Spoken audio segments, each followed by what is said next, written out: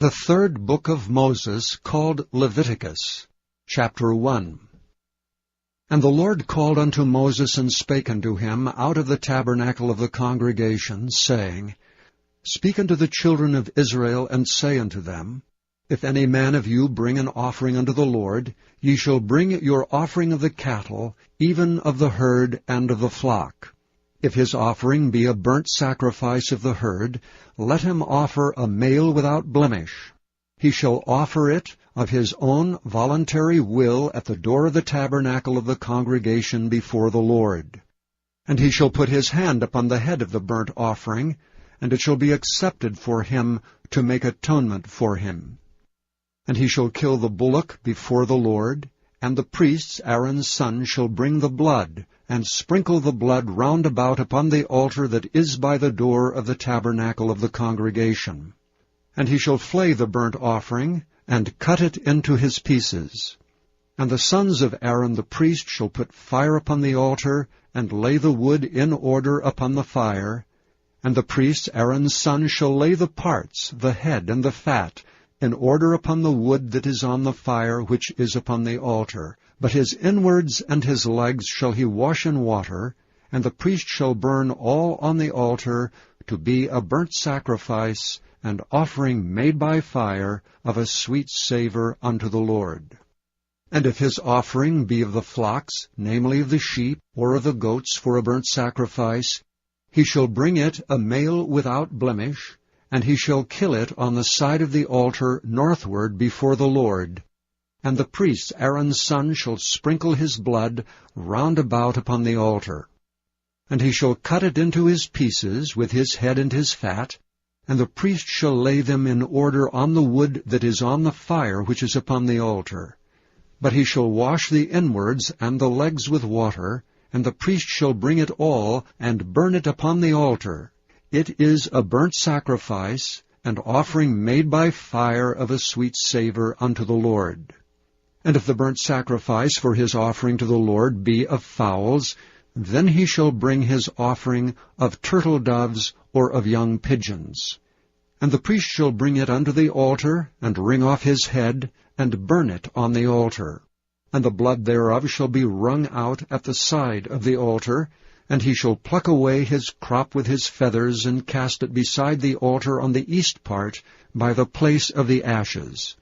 And he shall cleave it with the wings thereof, but shall not divide it asunder. And the priest shall burn it upon the altar, upon the wood that is upon the fire. It is a burnt sacrifice, and offering made by fire of a sweet savour unto the Lord. Chapter 2.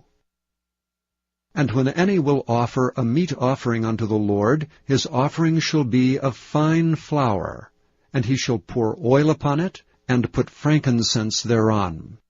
And he shall bring it to Aaron's sons the priests, and he shall take thereout his handful of the flour thereof, and of the oil thereof, with all the frankincense thereof, and the priest shall burn the memorial of it upon the altar, to be an offering made by fire of a sweet savour unto the Lord. And the remnant of the meat offering shall be Aaron's and his sons'. It is a thing most holy of the offerings of the Lord made by fire. And if thou bring an oblation of a meat offering, bacon in the oven, it shall be unleavened cakes of fine flour mingled with oil, or unleavened wafers anointed with oil. And if thy oblation be a meat offering, bacon in a pan, it shall be of fine flour unleavened, mingled with oil. Thou shalt part it in pieces, and pour oil thereon. It is a meat offering.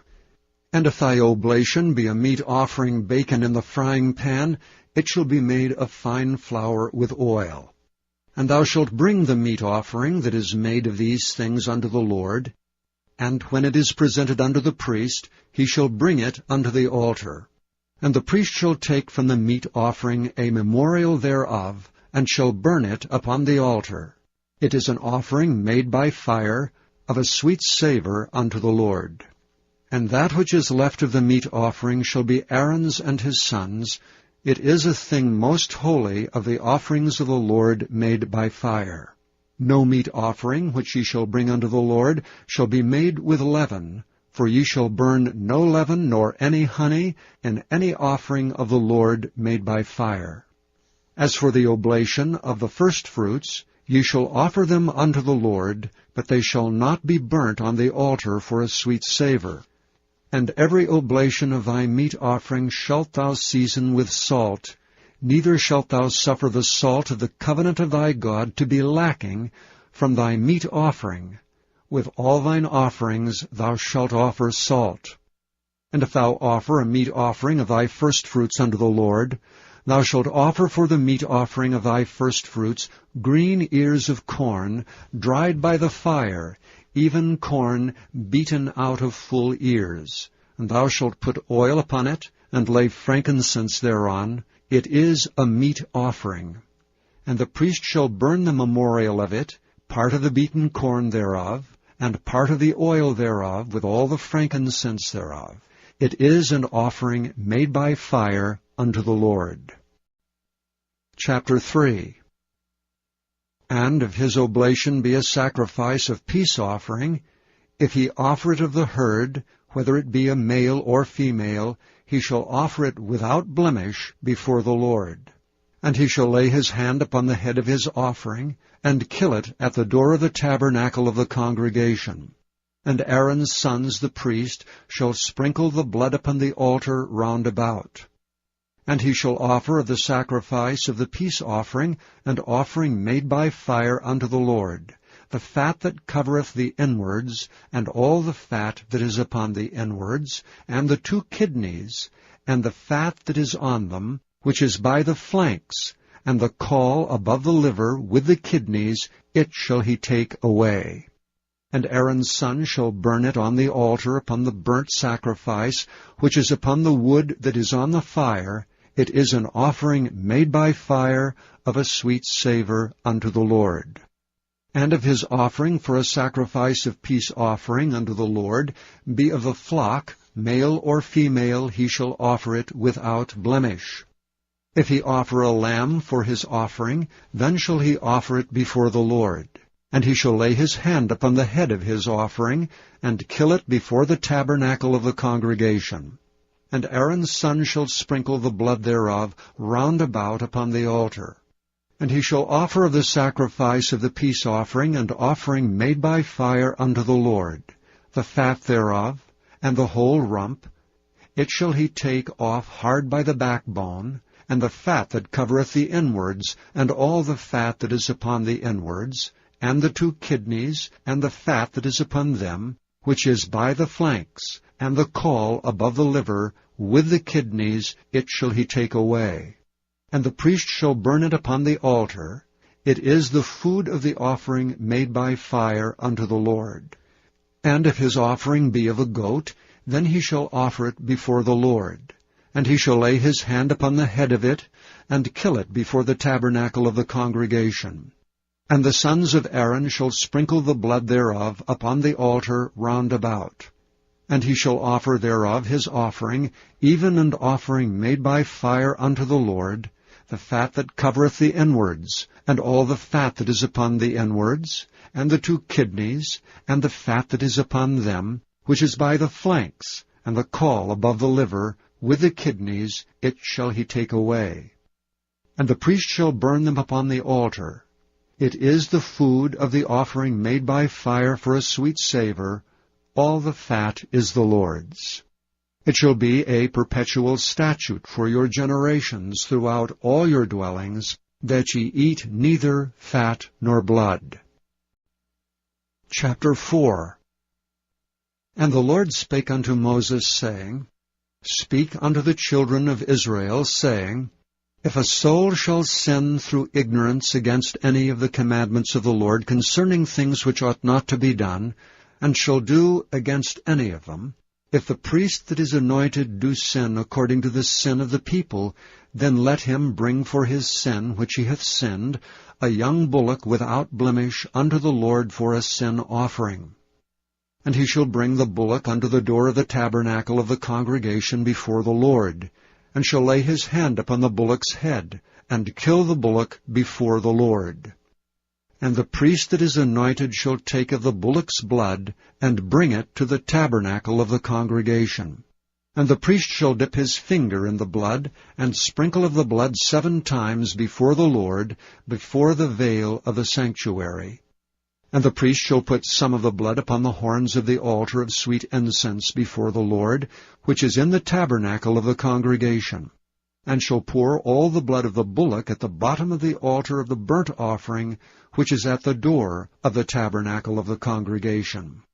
And he shall take off from it all the fat of the bullock for the sin offering, the fat that covereth the inwards, and all the fat that is upon the inwards, and the 2 kidneys, and the fat that is upon them, which is by the flanks, and the caul above the liver with the kidneys, it shall he take away, as it was taken off from the bullock of the sacrifice of peace offerings, and the priest shall burn them upon the altar of the burnt offering. And the skin of the bullock, and all his flesh with his head, and with his legs, and his inwards, and his dung, even the whole bullock shall he carry forth without the camp unto a clean place, where the ashes are poured out, and burn him on the wood with fire. Where the ashes are poured out shall he be burnt. And if the whole congregation of Israel sin through ignorance, and the thing be hid from the eyes of the assembly, and they have done somewhat against any of the commandments of the Lord concerning things which should not be done, and are guilty, when the sin which they have sinned against it is known, then the congregation shall offer a young bullock for the sin, and bring him before the tabernacle of the congregation. And the elders of the congregation shall lay their hands upon the head of the bullock before the Lord, and the bullock shall be killed before the Lord. And the priest that is anointed shall bring of the bullock's blood to the tabernacle of the congregation. And the priest shall dip his finger in some of the blood, and sprinkle it 7 times before the Lord, even before the veil. And he shall put some of the blood upon the horns of the altar which is before the Lord, that is in the tabernacle of the congregation, and shall pour out all the blood at the bottom of the altar of the burnt offering, which is at the door of the tabernacle of the congregation. And he shall take all his fat from him, and burn it upon the altar. And he shall do with the bullock as he did with the bullock for a sin offering, so shall he do with this, and the priest shall make an atonement for them, and it shall be forgiven them. And he shall carry forth the bullock without the camp, and burn him as he burned the first bullock. It is a sin offering for the congregation. When a ruler hath sinned, and done somewhat through ignorance against any of the commandments of the Lord his God concerning things which should not be done, and is guilty, or if his sin, wherein he hath sinned, come to his knowledge, he shall bring his offering, a kid of the goats, a male without blemish. And he shall lay his hand upon the head of the goat, and kill it in the place where they kill the burnt offering before the Lord. It is a sin offering. And the priest shall take of the blood of the sin offering with his finger, and put it upon the horns of the altar of burnt offering, and shall pour out his blood at the bottom of the altar of burnt offering. And he shall burn all his fat upon the altar, as the fat of the sacrifice of peace offerings. And the priest shall make an atonement for him, as concerning his sin, and it shall be forgiven him. And if any one of the common people sin through ignorance, while he doeth somewhat against any of the commandments of the Lord concerning things which ought not to be done, and be guilty, or if his sin which he hath sinned come to his knowledge, then he shall bring his offering, a kid of the goats, a female without blemish, for his sin which he hath sinned. And he shall lay his hand upon the head of the sin offering, and slay the sin offering in the place of the burnt offering. And the priest shall take of the blood thereof with his finger, and put it upon the horns of the altar of burnt offering, and shall pour out all the blood thereof at the bottom of the altar. And he shall take away all the fat thereof, as the fat is taken away from off the sacrifice of peace offerings, and the priest shall burn it upon the altar for a sweet savour unto the Lord. And the priest shall make an atonement for him, and it shall be forgiven him. And if he bring a lamb for a sin offering, he shall bring it a female without blemish. And he shall lay his hand upon the head of the sin offering, and slay it for a sin offering in the place where they kill the burnt offering.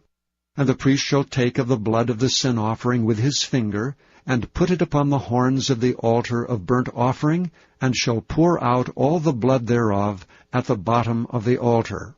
And he shall take away all the fat thereof, as the fat of the lamb is taken away from the sacrifice of the peace offerings, and the priest shall burn them upon the altar, according to the offerings made by fire unto the Lord. And the priest shall make an atonement for his sin that he hath committed, and it shall be forgiven him. Chapter 5.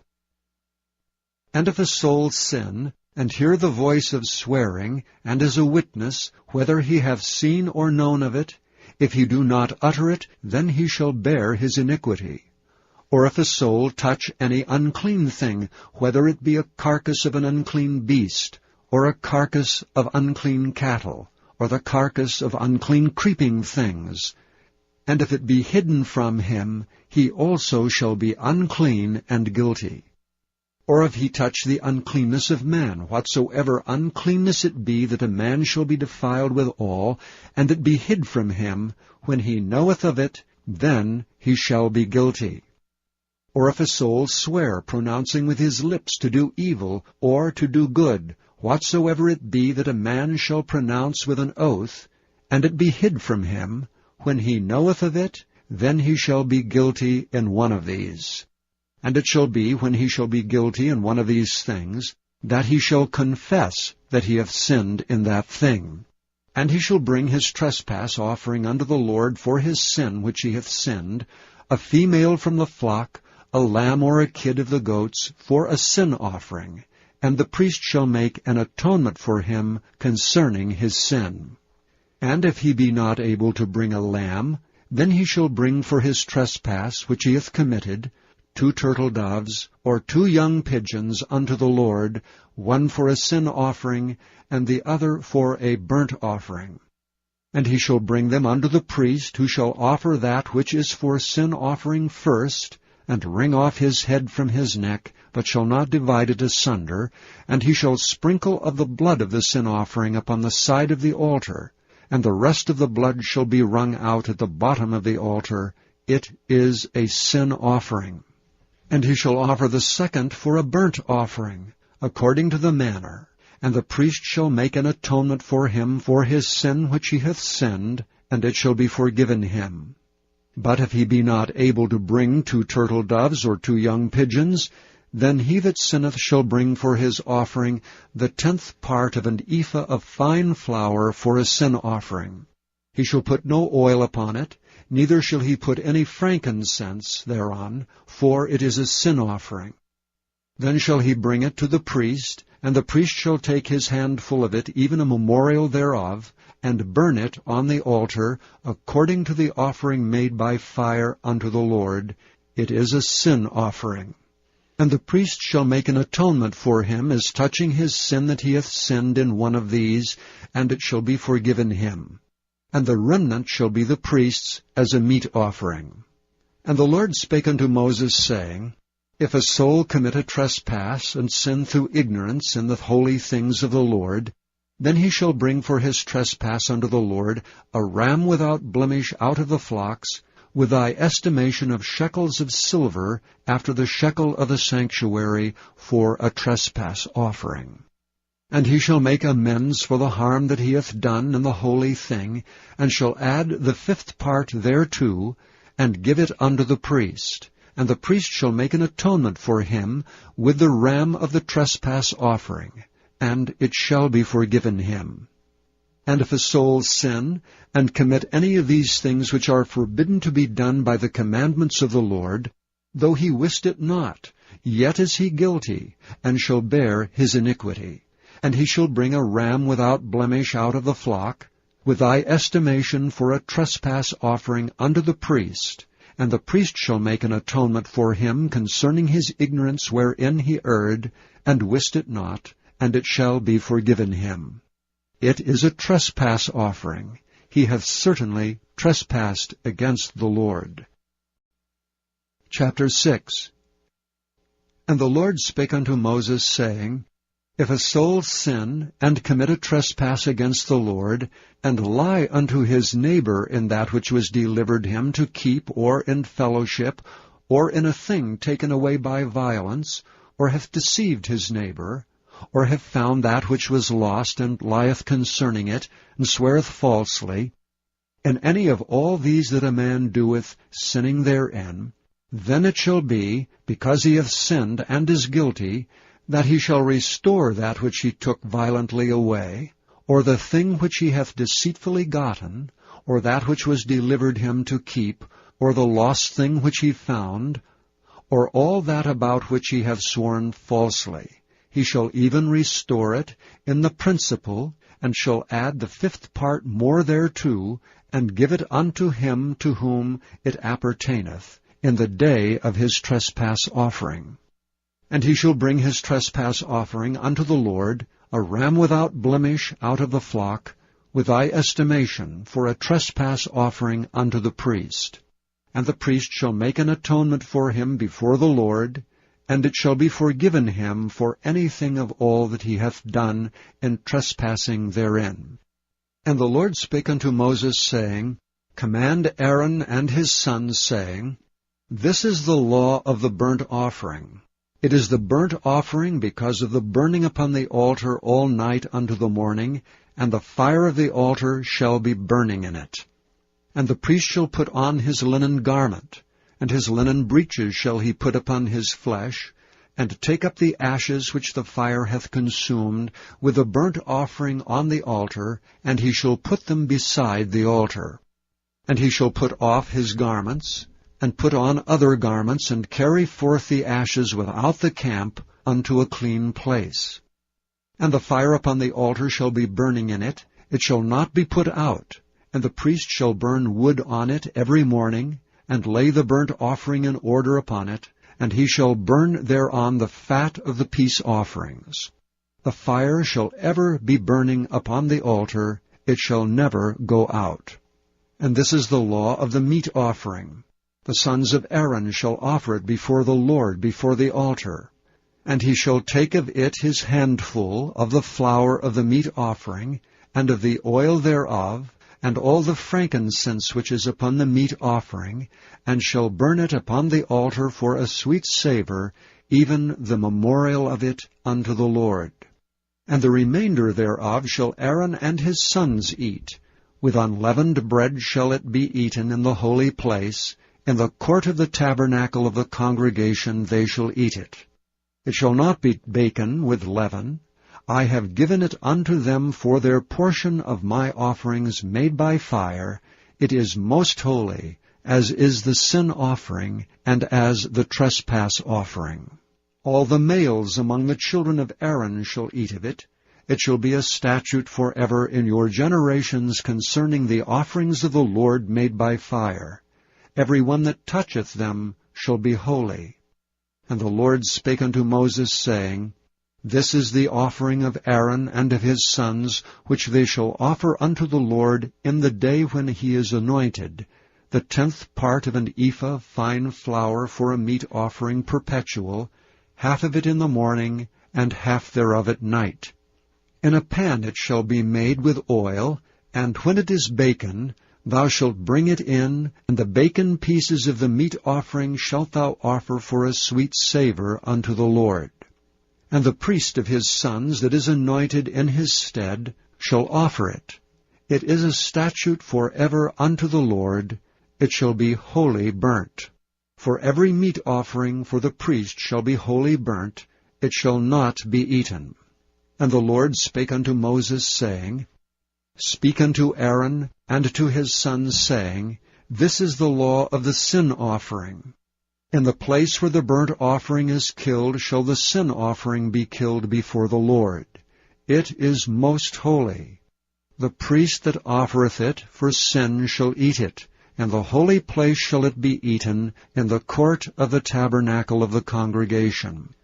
Whatsoever shall touch the flesh thereof shall be holy, And when there is sprinkled of the blood thereon upon any garment, thou shalt wash that whereon it was sprinkled in the holy place.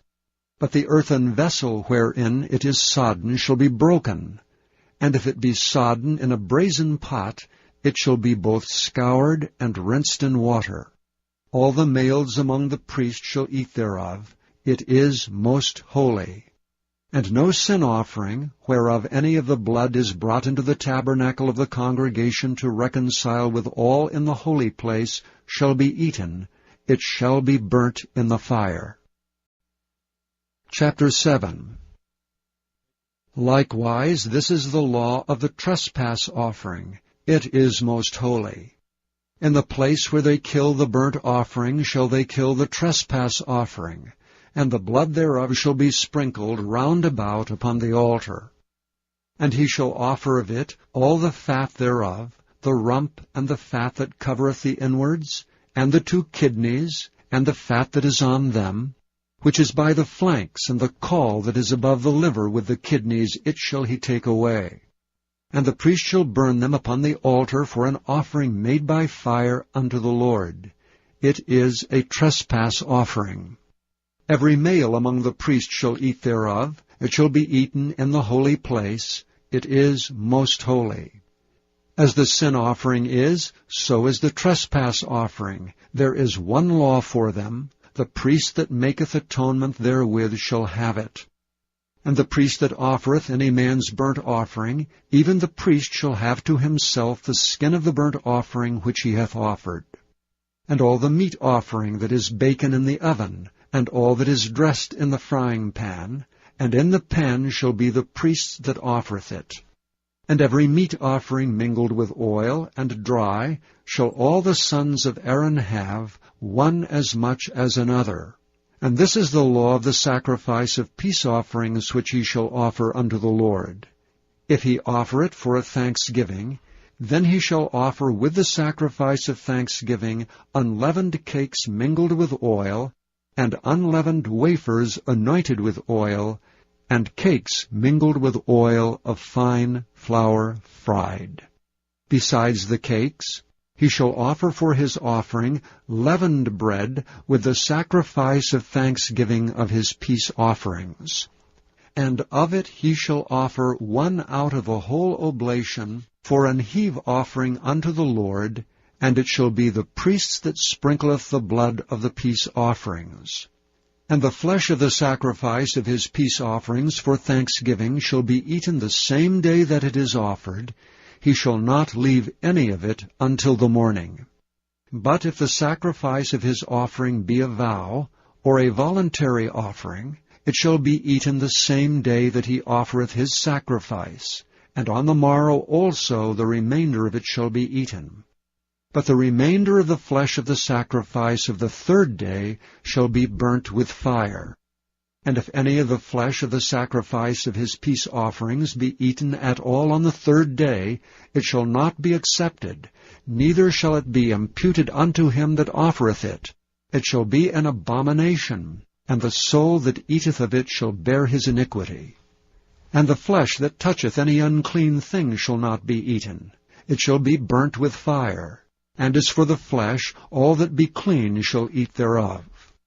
But the soul that eateth of the flesh of the sacrifice of peace offerings, that pertain unto the Lord, having his uncleanness upon him, even that soul shall be cut off from his people.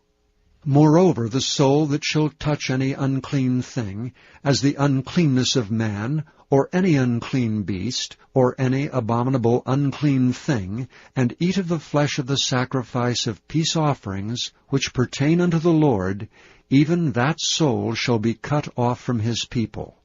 And the Lord spake unto Moses, saying, Speak unto the children of Israel, saying, Ye shall eat no manner of fat, of ox, or of sheep, or of goat, and the fat of the beast that dieth of itself, and the fat of that which is torn with beasts, may be used in any other use, but ye shall in no wise eat of it. For whosoever eateth the fat of the beasts, of which men offer an offering made by fire unto the Lord, even the soul that eateth it shall be cut off from his people. Moreover, ye shall eat no manner of blood, whether it be of fowl or of beast, in any of your dwellings. Whatsoever soul it be that eateth any manner of blood, even that soul shall be cut off from his people. And the Lord spake unto Moses, saying, Speak unto the children of Israel, saying, He that offereth the sacrifice of his peace offering unto the Lord shall bring his oblation unto the Lord of the sacrifice of his peace offerings. His own hands shall bring the offerings of the Lord made by fire, the fat with the breast, it shall he bring, that the breast may be waved for a wave offering before the Lord. And the priest shall burn the fat upon the altar, but the breast shall be Aaron's and his sons'. And the right shoulder shall ye give unto the priest for an heave offering of the sacrifices of your peace offerings. He among the sons of Aaron, that offereth the blood of the peace offerings and the fat, shall have the right shoulder for his part. For the wave breast and the heave shoulder have I taken of the children of Israel from off the sacrifices of their peace offerings, and have given them unto Aaron the priest and unto his sons by a statute forever from among the children of Israel. This is the portion of the anointing of Aaron and of the anointing of his sons out of the offerings of the Lord made by fire, in the day when he presented them to minister unto the Lord in the priest's office, which the Lord commanded to be given them of the children of Israel in the day that he anointed them by a statute forever throughout their generations. This is the law of the burnt offering, of the meat offering, and of the sin offering, and of the trespass offering, and of the consecrations, and of the sacrifice of the peace offerings, which the Lord commanded Moses in Mount Sinai in the day that he commanded the children of Israel to offer their oblations unto the Lord in the wilderness of Sinai. Chapter 8. And the Lord spake unto Moses, saying, Take Aaron and his sons with him, and the garments and the anointing oil, and a bullock for the sin offering, and 2 rams, and a basket of unleavened bread, and gather thou all the congregation together unto the door of the tabernacle of the congregation. And Moses did as the Lord commanded him. And the assembly was gathered together unto the door of the tabernacle of the congregation. And Moses said unto the congregation, This is the thing which the Lord commandeth to be done. And Moses brought Aaron and his sons, and washed them with water. And he put upon him the coat, and girded him with the girdle, and clothed him with the robe, and put the ephod upon him. And he girded him with the curious girdle of the ephod, and bound it unto him therewith. And he put the breastplate upon him. Also he put in the breastplate the Urim and the Thummim. And he put the mitre upon his head. Also upon the mitre, even upon the forefront, did he put the golden plate, the holy crown, as the Lord commanded Moses. And Moses took the anointing oil, and anointed the tabernacle, and all that was therein, and sanctified them. And he sprinkled thereof upon the altar 7 times, and anointed the altar and all his vessels, both the laver and his foot, to sanctify them. And he poured of the anointing oil upon Aaron's head, and anointed him to sanctify him. And Moses brought Aaron's sons, and put coats upon them, and girded them with girdles, and put bonnets upon them, as the Lord commanded Moses. And he brought the bullock for the sin offering, and Aaron and his sons laid their hands upon the head of the bullock for the sin offering.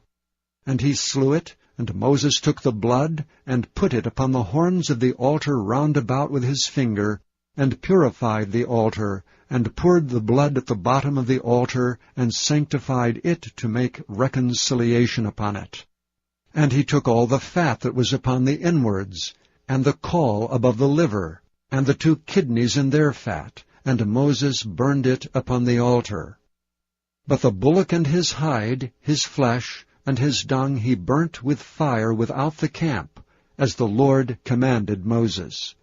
And he brought the ram for the burnt offering, and Aaron and his sons laid their hands upon the head of the ram.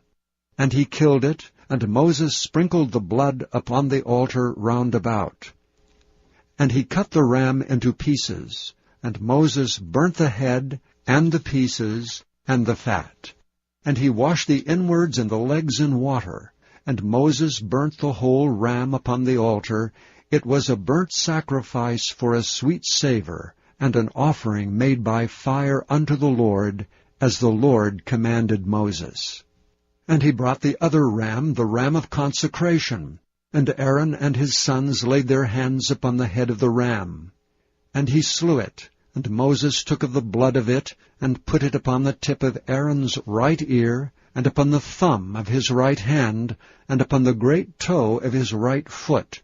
And he brought Aaron's sons, and Moses put of the blood upon the tip of their right ear, and upon the thumbs of their right hands, and upon the great toes of their right feet. And Moses sprinkled the blood upon the altar round about. And he took the fat, and the rump, and all the fat that was upon the inwards, and the caul above the liver, and the 2 kidneys and their fat, and the right shoulder. And out of the basket of unleavened bread that was before the Lord, he took 1 unleavened cake, and a cake of oiled bread, and 1 wafer, and put them on the fat, and upon the right shoulder. And he put all upon Aaron's hands, and upon his sons' hands, and waved them for a wave offering before the Lord. And Moses took them from off their hands, and burnt them on the altar upon the burnt offering. They were consecrations for a sweet savour. It is an offering made by fire unto the Lord. And Moses took the breast and waved it for a wave offering before the Lord. For of the ram of consecration it was Moses' part, as the Lord commanded Moses.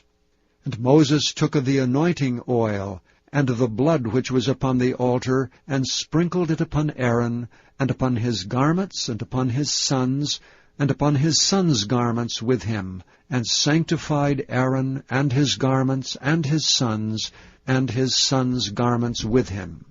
And Moses said unto Aaron and to his sons, Boil the flesh at the door of the tabernacle of the congregation, and there eat it with the bread that is in the basket of consecration, as I commanded, saying, Aaron and his sons shall eat it. And that which remaineth of the flesh and of the bread shall ye burn with fire. And ye shall not go out of the door of the tabernacle of the congregation in 7 days, until the days of your consecration be at an end. For 7 days shall he consecrate you. And as he hath done this day, so the Lord hath commanded to do, to make an atonement for you. Therefore shall ye abide at the door of the tabernacle of the congregation, day and night 7 days, and keep the charge of the Lord, that ye die not, for so I am commanded. So Aaron and his sons did all things which the Lord commanded by the hand of Moses. Chapter 9.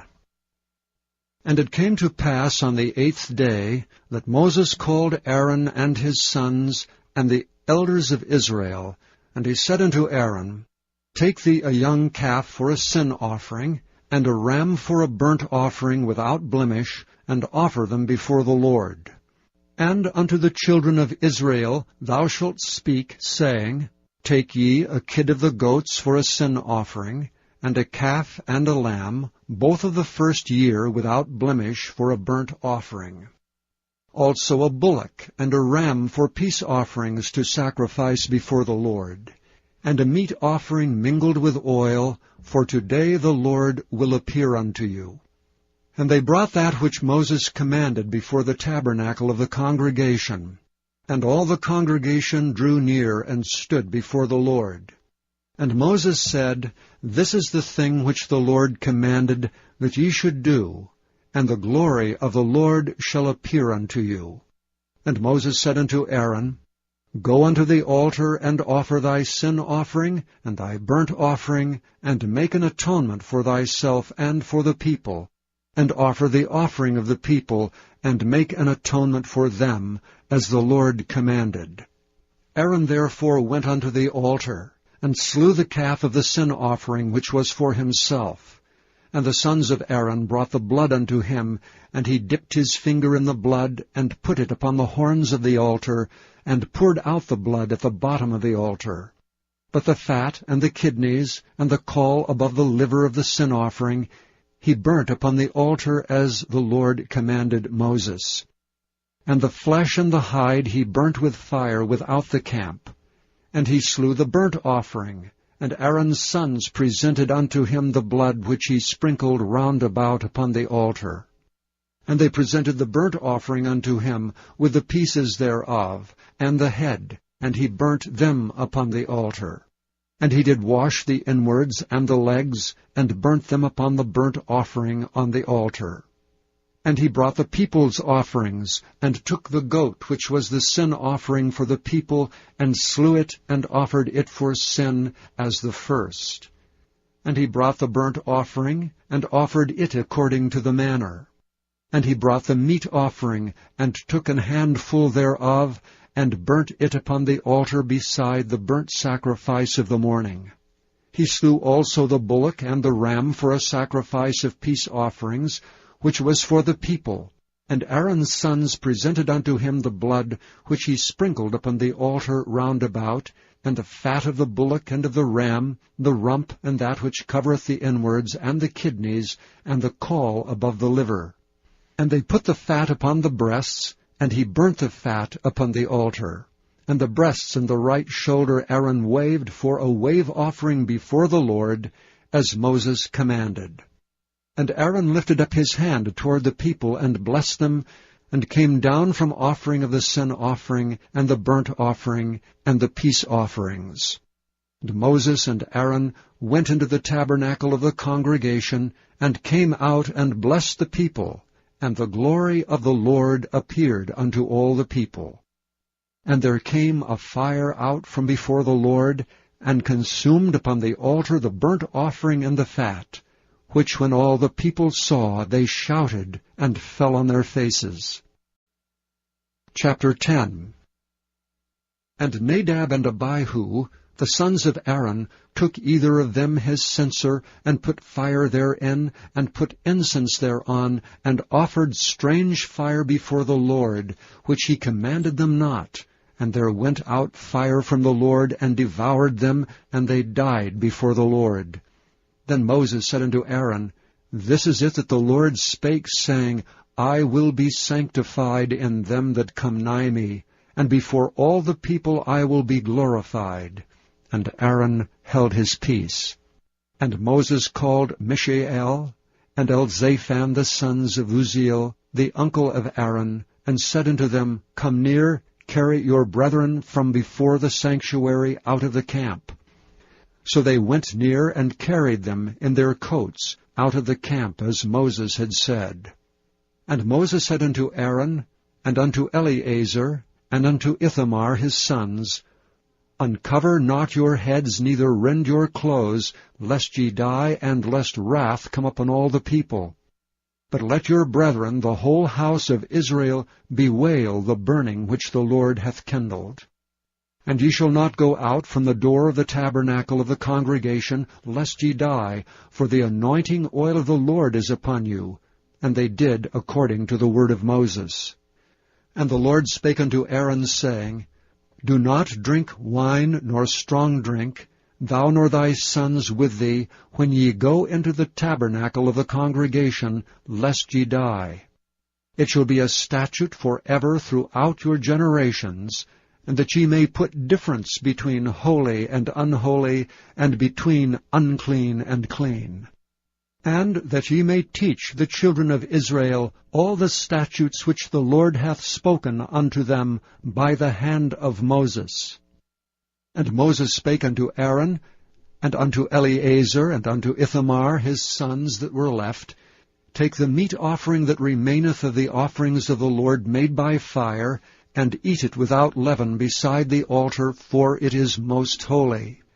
And ye shall eat it in the holy place, because it is thy due, and thy sons' due, of the sacrifices of the Lord made by fire, for so I am commanded. And the wave breast and heave shoulder shall ye eat in a clean place, thou and thy sons and thy daughters with thee, for they be thy due, and thy sons' due, which are given out of the sacrifices of peace offerings of the children of Israel. The heave shoulder and the wave breast shall they bring with the offerings made by fire of the fat, to wave it for a wave offering before the Lord. And it shall be thine and thy sons with thee by a statute forever, as the Lord hath commanded. And Moses diligently sought the goat of the sin offering, and behold, it was burnt. And he was angry with Eleazar and Ithamar, the sons of Aaron, which were left alive, saying, Wherefore have ye not eaten the sin offering in the holy place, seeing it is most holy, and God hath given it you to bear the iniquity of the congregation, to make atonement for them before the Lord? Behold, the blood of it was not brought in within the holy place. Ye should indeed have eaten it in the holy place, as I commanded. And Aaron said unto Moses, Behold, this day have they offered their sin offering and their burnt offering before the Lord, and such things have befallen me. And if I had eaten the sin offering today, should it have been accepted in the sight of the Lord? And when Moses heard that, he was content. Chapter 11. And the Lord spake unto Moses and to Aaron, saying unto them, Speak unto the children of Israel, saying, These are the beasts which ye shall eat among all the beasts that are on the earth. Whatsoever parteth the hoof, and is cloven-footed, and cheweth the cud among the beasts, that shall ye eat. Nevertheless, these shall ye not eat of them that chew the cud, or of them that divide the hoof. As the camel, because he cheweth the cud, but divideth not the hoof, he is unclean unto you. And the coney, because he cheweth the cud, but divideth not the hoof, he is unclean unto you. And the hare, because he cheweth the cud, but divideth not the hoof, he is unclean unto you. And the swine, though he divide the hoof, and be cloven-footed, yet he cheweth not the cud, he is unclean to you. Of their flesh shall ye not eat, and their carcasses shall ye not touch, they are unclean to you. These shall ye eat of all that are in the waters, whatsoever hath fins and scales in the waters, in the seas and in the rivers, them shall ye eat.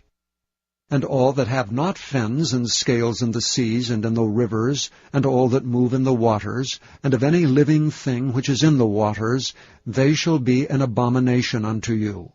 They shall be even an abomination unto you. Ye shall not eat of their flesh, but ye shall have their carcasses in abomination. Whatsoever hath no fins nor scales in the waters, that shall be an abomination unto you.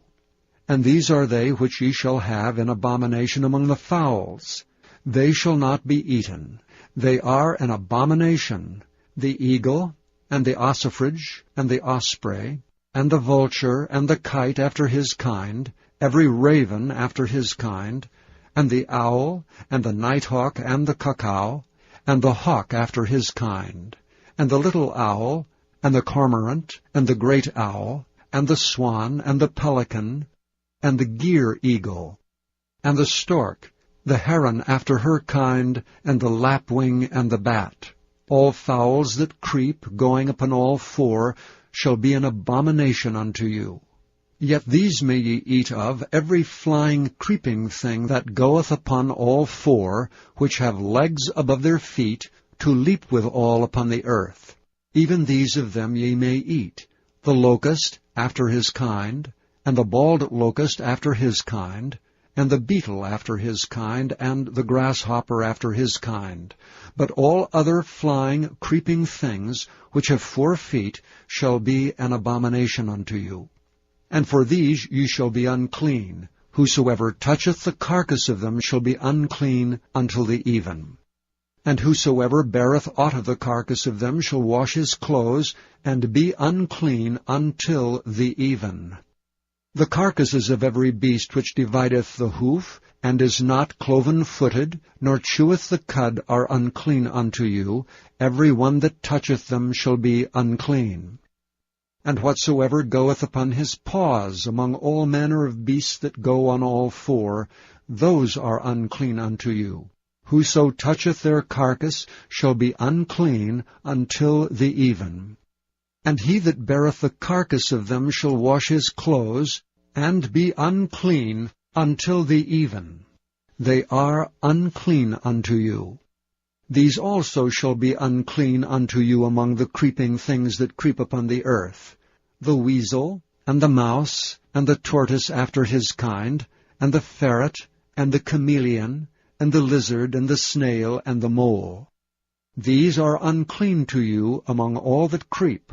Whosoever doth touch them, when they be dead, shall be unclean until the even. And upon whatsoever any of them, when they are dead, doth fall, it shall be unclean, whether it be any vessel of wood, or raiment, or skin, or sack, whatsoever vessel it be, wherein any work is done, it must be put into water, and it shall be unclean until the even, so it shall be cleansed. And every earthen vessel, whereinto any of them falleth, whatsoever is in it shall be unclean, and ye shall break it. Of all meat which may be eaten, that on which such water cometh shall be unclean, and all drink that may be drunk in every such vessel shall be unclean. And everything whereupon any part of their carcass falleth shall be unclean, whether it be oven or ranges for pots, they shall be broken down, for they are unclean, and shall be unclean unto you. Nevertheless, a fountain or pit, wherein there is plenty of water, shall be clean, but that which toucheth their carcass shall be unclean. And if any part of their carcass fall upon any sowing seed which is to be sown, it shall be clean. But if any water be put upon the seed, and any part of their carcass fall thereon, it shall be unclean unto you. And if any beast, of which ye may eat, die, he that toucheth the carcass thereof shall be unclean until the even. And he that eateth of the carcass of it shall wash his clothes, and be unclean until the even. He also that beareth the carcass of it shall wash his clothes, and be unclean until the even. And every creeping thing that creepeth upon the earth shall be an abomination, it shall not be eaten. Whatsoever goeth upon the belly, whatsoever goeth upon all four, or whatsoever hath more feet among all creeping things that creep upon the earth, them ye shall not eat, for they are an abomination. Ye shall not make yourselves abominable with any creeping thing that creepeth, neither shall ye make yourselves unclean with them, that ye should be defiled thereby. For I am the Lord your God. Ye shall therefore sanctify yourselves, and ye shall be holy, for I am holy. Neither shall ye defile yourselves with any manner of creeping thing that creepeth upon the earth. For I am the Lord that bringeth you up out of the land of Egypt, to be your God. Ye shall therefore be holy, for I am holy. This is the law of the beasts, and of the fowl, and of every living creature that moveth in the waters, and of every creature that creepeth upon the earth, to make a difference between the unclean and the clean, and between the beast that may be eaten, and the beast that may not be eaten. Chapter 12. And the Lord spake unto Moses, saying, Speak unto the children of Israel, saying, If a woman have conceived seed, and born a man-child, then she shall be unclean 7 days. According to the days of the separation of her infirmity shall she be unclean. And in the 8th day the flesh of his foreskin shall be circumcised. And she shall then continue in the blood of her purifying 33 days. She shall touch no hallowed thing, nor come into the sanctuary, until the days of her purifying be fulfilled. But if she bear a maid-child, then she shall be unclean 2 weeks, as in her separation. And she shall continue in the blood of her purifying 66 days. And when the days of her purifying are fulfilled, for a son or for a daughter, she shall bring a lamb of the first year for a burnt offering, and a young pigeon or a turtle-dove for a sin offering, unto the door of the tabernacle of the congregation, unto the priest. who shall offer it before the Lord, and make an atonement for her, and she shall be cleansed from the issue of her blood. This is the law for her that hath borne a male or a female. And if she be not able to bring a lamb, then she shall bring 2 turtles, or 2 young pigeons, the one for the burnt offering, and the other for a sin offering. And the priest shall make an atonement for her, and she shall be clean. Chapter 13. And the Lord spake unto Moses and Aaron, saying, When a man shall have in the skin of his flesh a rising, a scab, or a bright spot, and it be in the skin of his flesh like the plague of leprosy, then he shall be brought unto Aaron the priest, or unto one of his sons the priests, and the priest shall look on the plague in the skin of the flesh. And when the hair in the plague is turned white, and the plague in sight be deeper than the skin of his flesh, it is a plague of leprosy, and the priest shall look on him and pronounce him unclean. If the bright spot be white in the skin of his flesh, and in sight be not deeper than the skin, and the hair thereof be not turned white, then the priest shall shut up him that hath the plague 7 days. And the priest shall look on him the 7th day, and behold, if the plague in his sight be at a stay, and the plague spread not in the skin, then the priest shall shut him up 7 days more. And the priest shall look on him again the 7th day, and behold, if the plague be somewhat dark, and the plague spread not in the skin, the priest shall pronounce him clean. It is but a scab, and he shall wash his clothes, and be clean. But if the scab spread much abroad in the skin, after that he hath been seen of the priest for his cleansing, he shall be seen of the priest again. And if the priest see that, behold, the scab spreadeth in the skin, then the priest shall pronounce him unclean. It is a leprosy. When the plague of leprosy is in a man, he shall be brought unto the priest. And the priest shall see him, and behold, if the rising be white in the skin, and it have turned the hair white, and there be quick raw flesh in the rising, it is an old leprosy in the skin of his flesh, and the priest shall pronounce him unclean, and shall not shut him up, for he is unclean. And if a leprosy break out abroad in the skin, and the leprosy cover all the skin of him that hath the plague, from his head even to his foot, wheresoever the priest looketh, then the priest shall consider, and behold, if the leprosy have covered all his flesh, he shall pronounce him clean that hath the plague. It is all turned white, he is clean. But when raw flesh appeareth in him, he shall be unclean, and the priest shall see the raw flesh, and pronounce him to be unclean. For the raw flesh is unclean, it is a leprosy. Or if the raw flesh turn again, and be changed unto white, he shall come unto the priest. And the priest shall see him, and behold, if the plague be turned into white, then the priest shall pronounce him clean that hath the plague. He is clean.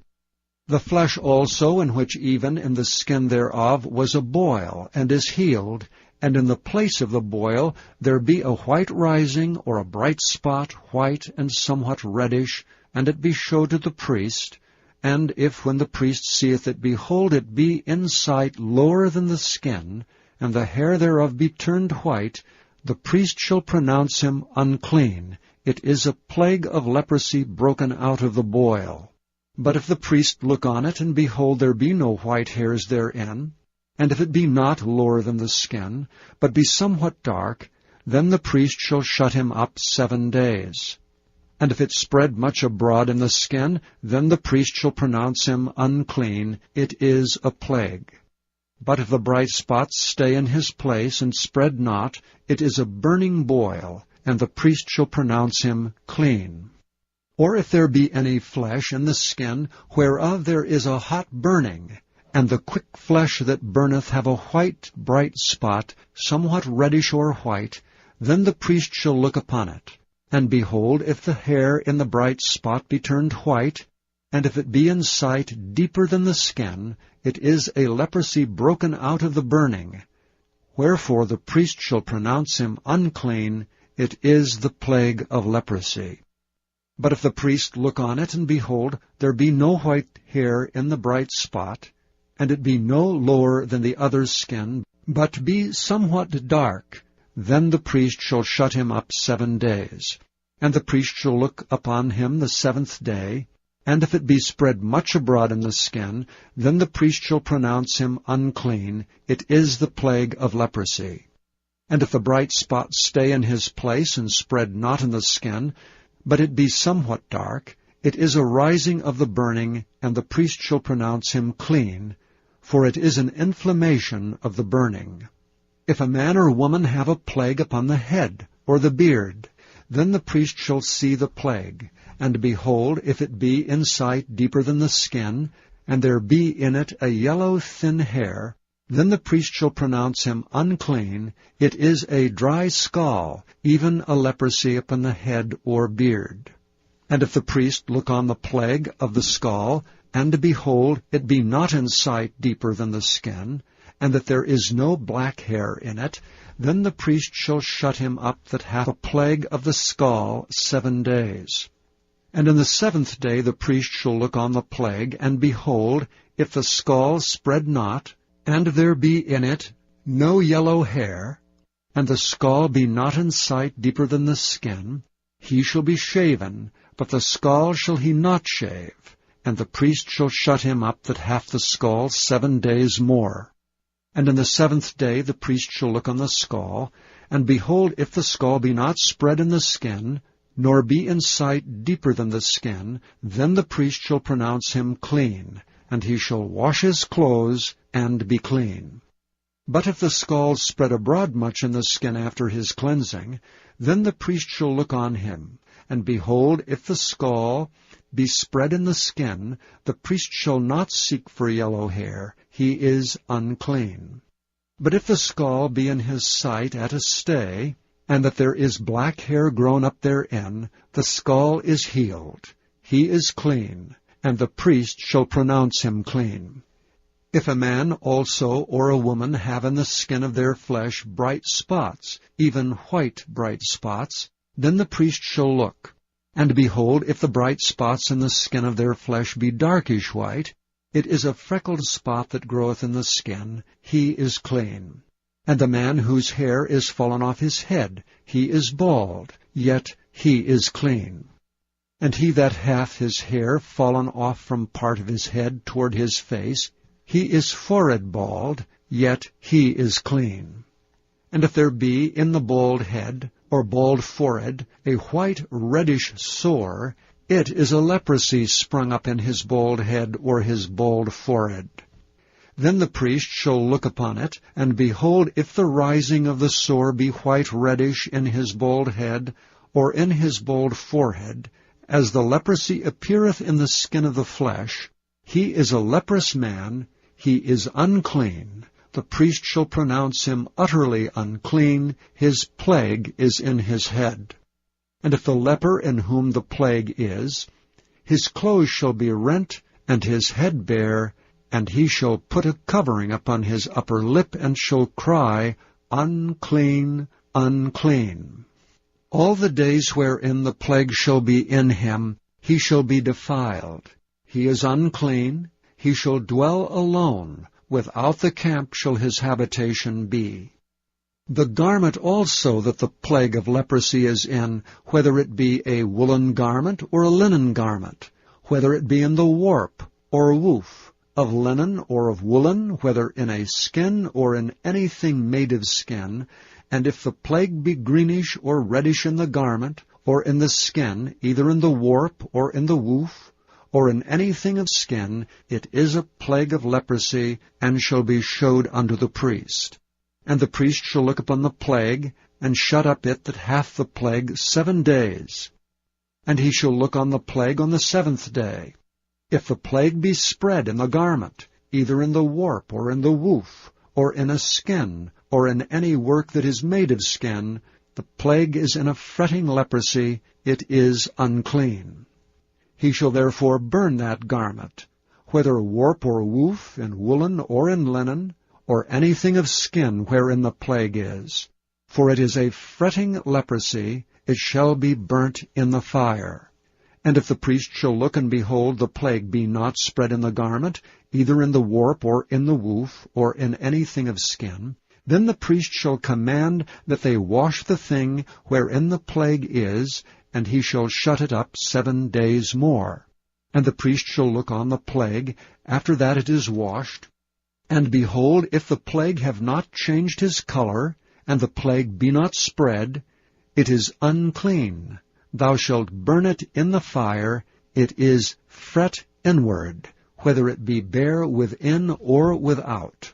And if the priest look, and behold, the plague be somewhat dark after the washing of it, then he shall rend it out of the garment, or out of the skin, or out of the warp, or out of the woof. And if it appears still in the garment, either in the warp, or in the woof, or in anything of skin, it is a spreading plague. Thou shalt burn that wherein the plague is with fire. And the garment, either warp or woof, or whatsoever thing of skin it be, which thou shalt wash, if the plague be departed from them, then it shall be washed the second time, and shall be clean.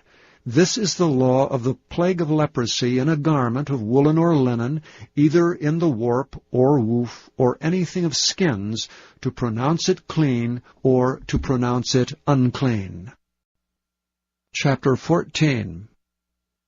And the Lord spake unto Moses, saying, This shall be the law of the leper in the day of his cleansing. He shall be brought unto the priest. And the priest shall go forth out of the camp, and the priest shall look, and behold, if the plague of leprosy be healed in the leper, then shall the priest command to take for him that is to be cleansed 2 birds alive and clean, and cedar wood, and scarlet, and hyssop. And the priest shall command that one of the birds be killed in an earthen vessel over running water. As for the living bird, he shall take it, and the cedar wood, and the scarlet, and the hyssop, and shall dip them and the living bird in the blood of the bird that was killed over the running water. And he shall sprinkle upon him that is to be cleansed from the leprosy 7 times, and shall pronounce him clean, and shall let the living bird loose into the open field. And he that is to be cleansed shall wash his clothes, and shave off all his hair, and wash himself in water, that he may be clean. And after that he shall come into the camp, and shall tarry abroad out of his tent 7 days. But it shall be on the 7th day that he shall shave all his hair off his head, and his beard, and his eyebrows, even all his hair he shall shave off.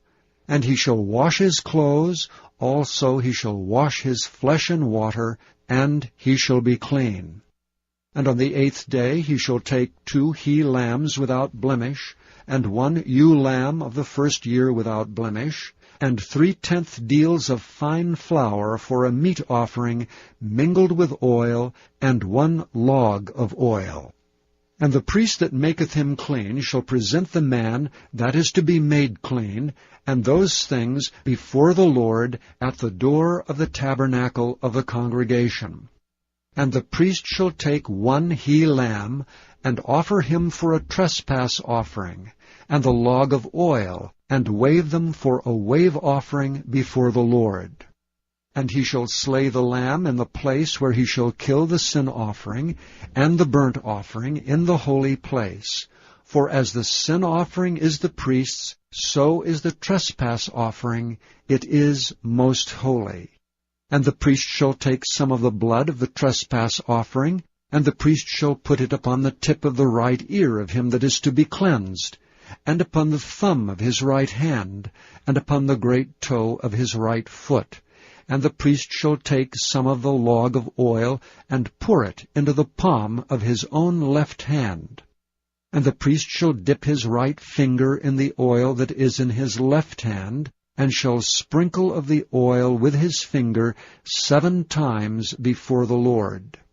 And of the rest of the oil that is in his hand shall the priest put upon the tip of the right ear of him that is to be cleansed, and upon the thumb of his right hand, and upon the great toe of his right foot, upon the blood of the trespass offering. And the remnant of the oil that is in the priest's hand he shall pour upon the head of him that is to be cleansed, and the priest shall make an atonement for him before the Lord. And the priest shall offer the sin offering, and make an atonement for him that is to be cleansed from his uncleanness, and afterward he shall kill the burnt offering. And the priest shall offer the burnt offering and the meat offering upon the altar, and the priest shall make an atonement for him, and he shall be clean. And if he be poor, and cannot get so much, then he shall take 1 lamb for a trespass offering to be waved, to make an atonement for him, and 1/10 deal of fine flour mingled with oil for a meat offering, and a log of oil, and 2 turtle doves or 2 young pigeons, such as he is able to get, and the one shall be a sin offering, and the other a burnt offering. And he shall bring them on the 8th day for his cleansing unto the priest, unto the door of the tabernacle of the congregation before the Lord. And the priest shall take the lamb of the trespass offering and the log of oil, and the priest shall wave them for a wave offering before the Lord. And he shall kill the lamb of the trespass offering, and the priest shall take some of the blood of the trespass offering, and put it upon the tip of the right ear of him that is to be cleansed, and upon the thumb of his right hand, and upon the great toe of his right foot. And the priest shall pour of the oil into the palm of his own left hand, and the priest shall sprinkle with his right finger some of the oil that is in his left hand 7 times before the Lord. And the priest shall put of the oil that is in his hand upon the tip of the right ear of him that is to be cleansed, and upon the thumb of his right hand, and upon the great toe of his right foot, upon the place of the blood of the trespass offering. And the rest of the oil that is in the priest's hand he shall put upon the head of him that is to be cleansed, to make an atonement for him before the Lord. And he shall offer the one of the turtle doves, or of the young pigeons, such as he can get, even such as he is able to get, the one for a sin offering, and the other for a burnt offering, with the meat offering. And the priest shall make an atonement for him that is to be cleansed before the Lord.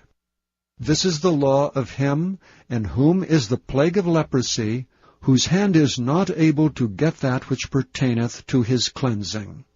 And the Lord spake unto Moses and unto Aaron, saying, When ye come into the land of Canaan, which I give to you for a possession, and I put the plague of leprosy in a house of the land of your possession, and he that owneth the house shall come and tell the priest, saying, It seemeth to me there is as it were a plague in the house, then the priest shall command that they empty the house before the priest go into it to see the plague, that all that is in the house be not made unclean, and afterward the priest shall go in to see the house.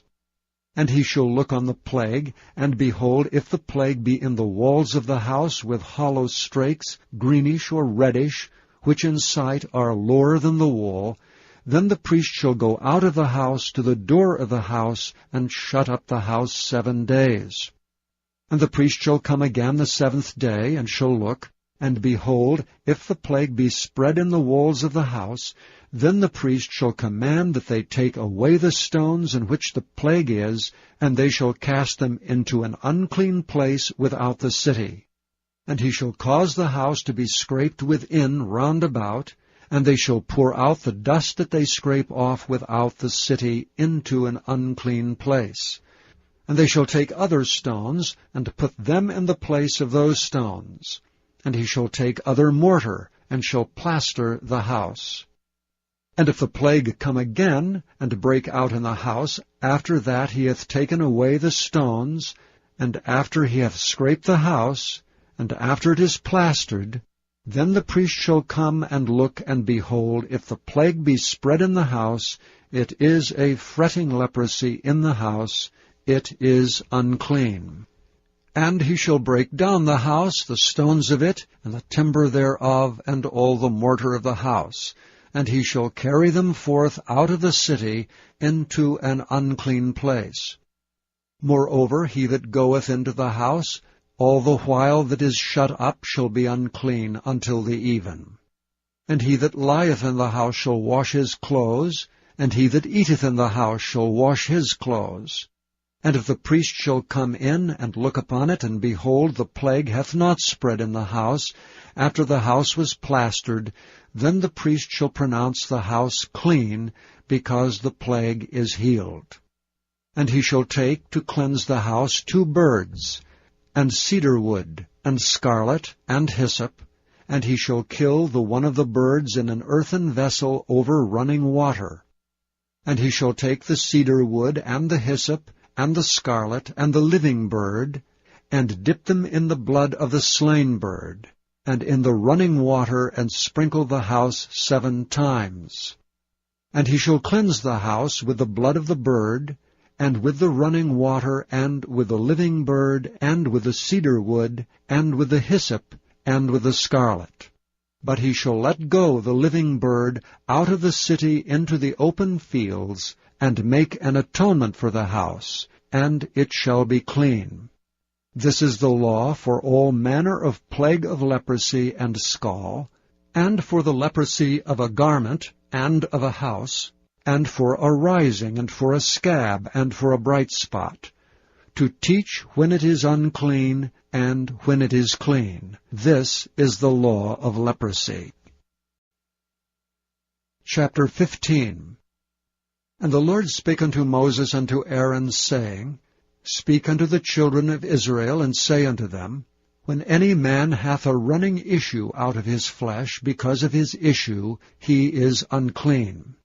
And this shall be his uncleanness in his issue, whether his flesh run with his issue, or his flesh be stopped from his issue, it is his uncleanness. Every bed whereon he lieth that hath the issue is unclean, and everything whereon he sitteth shall be unclean. And whosoever toucheth his bed shall wash his clothes, and bathe himself in water, and be unclean until the even. And he that sitteth on anything whereon he sat that hath the issue shall wash his clothes, and bathe himself in water, and be unclean until the even. And he that toucheth the flesh of him that hath the issue shall wash his clothes, and bathe himself in water, and be unclean until the even. And if he that hath the issue spit upon him that is clean, then he shall wash his clothes, and bathe himself in water, and be unclean until the even. And what saddle soever he rideth upon that hath the issue shall be unclean. And whosoever toucheth anything that was under him shall be unclean until the even. And he that beareth any of these things shall wash his clothes, and bathe himself in water, and be unclean until the even. And whomsoever he toucheth that hath the issue, and hath not rinsed his hands in water, he shall wash his clothes, and bathe himself in water, and be unclean until the even. And the vessel of earth that he touched, which hath the issue, shall be broken, and every vessel of wood shall be rinsed in water. And when he that hath an issue is cleansed of his issue, then he shall number to himself 7 days for his cleansing, and wash his clothes, and bathe his flesh in running water, and shall be clean. And on the 8th day he shall take to him 2 turtle doves, or 2 young pigeons, and come before the Lord unto the door of the tabernacle of the congregation, and give them unto the priest. And the priest shall offer them, the one for a sin offering, and the other for a burnt offering. And the priest shall make an atonement for him before the Lord for his issue. And if any man's seed of copulation go out from him, then he shall wash all his flesh in water, and be unclean until the even. And every garment, and every skin whereon is the seed of copulation shall be washed with water, and be unclean until the even. The woman also with whom man shall lie with seed of copulation, they shall both bathe themselves in water, and be unclean until the even. And if a woman have an issue, and her issue in her flesh be blood, she shall be put apart 7 days. And whosoever toucheth her shall be unclean until the even. And everything that she lieth upon in her separation shall be unclean. Everything also that she sitteth upon shall be unclean. And whosoever toucheth her bed shall wash his clothes, and bathe himself in water, and be unclean until the even. And whosoever toucheth anything that she sat upon shall wash his clothes, and bathe himself in water, and be unclean until the even. And if it be on her bed, or on anything whereon she sitteth, when he toucheth it, he shall be unclean until the even. And if any man lie with her at all, and her flowers be upon him, he shall be unclean 7 days, and all the bed whereon he lieth shall be unclean. And if a woman have an issue of her blood many days out of the time of her separation, or if it run beyond the time of her separation, all the days of the issue of her uncleanness shall be as the days of her separation, she shall be unclean. Every bed whereon she lieth all the days of her issue shall be unto her as the bed of her separation, and whatsoever she sitteth upon shall be unclean as the uncleanness of her separation. And whosoever toucheth those things shall be unclean, and shall wash his clothes, and bathe himself in water, and be unclean until the even. But if she be cleansed of her issue, then she shall number to herself 7 days, and after that she shall be clean. And on the 8th day she shall take unto her 2 turtles, or 2 young pigeons, and bring them unto the priest to the door of the tabernacle of the congregation. And the priest shall offer the one for a sin offering, and the other for a burnt offering. And the priest shall make an atonement for her before the Lord for the issue of her uncleanness. Thus shall ye separate the children of Israel from their uncleanness, that they die not in their uncleanness when they defile my tabernacle that is among them.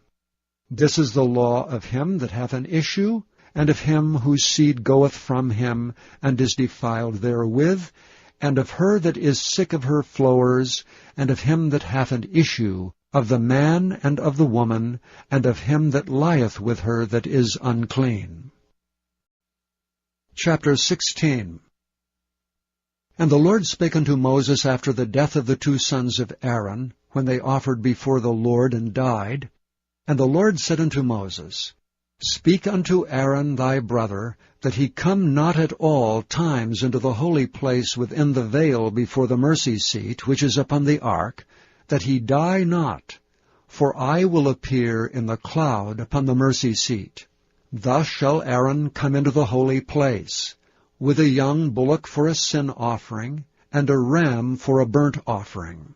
He shall put on the holy linen coat, and he shall have the linen breeches upon his flesh, and shall be girded with a linen girdle, and with a linen mitre shall he be attired.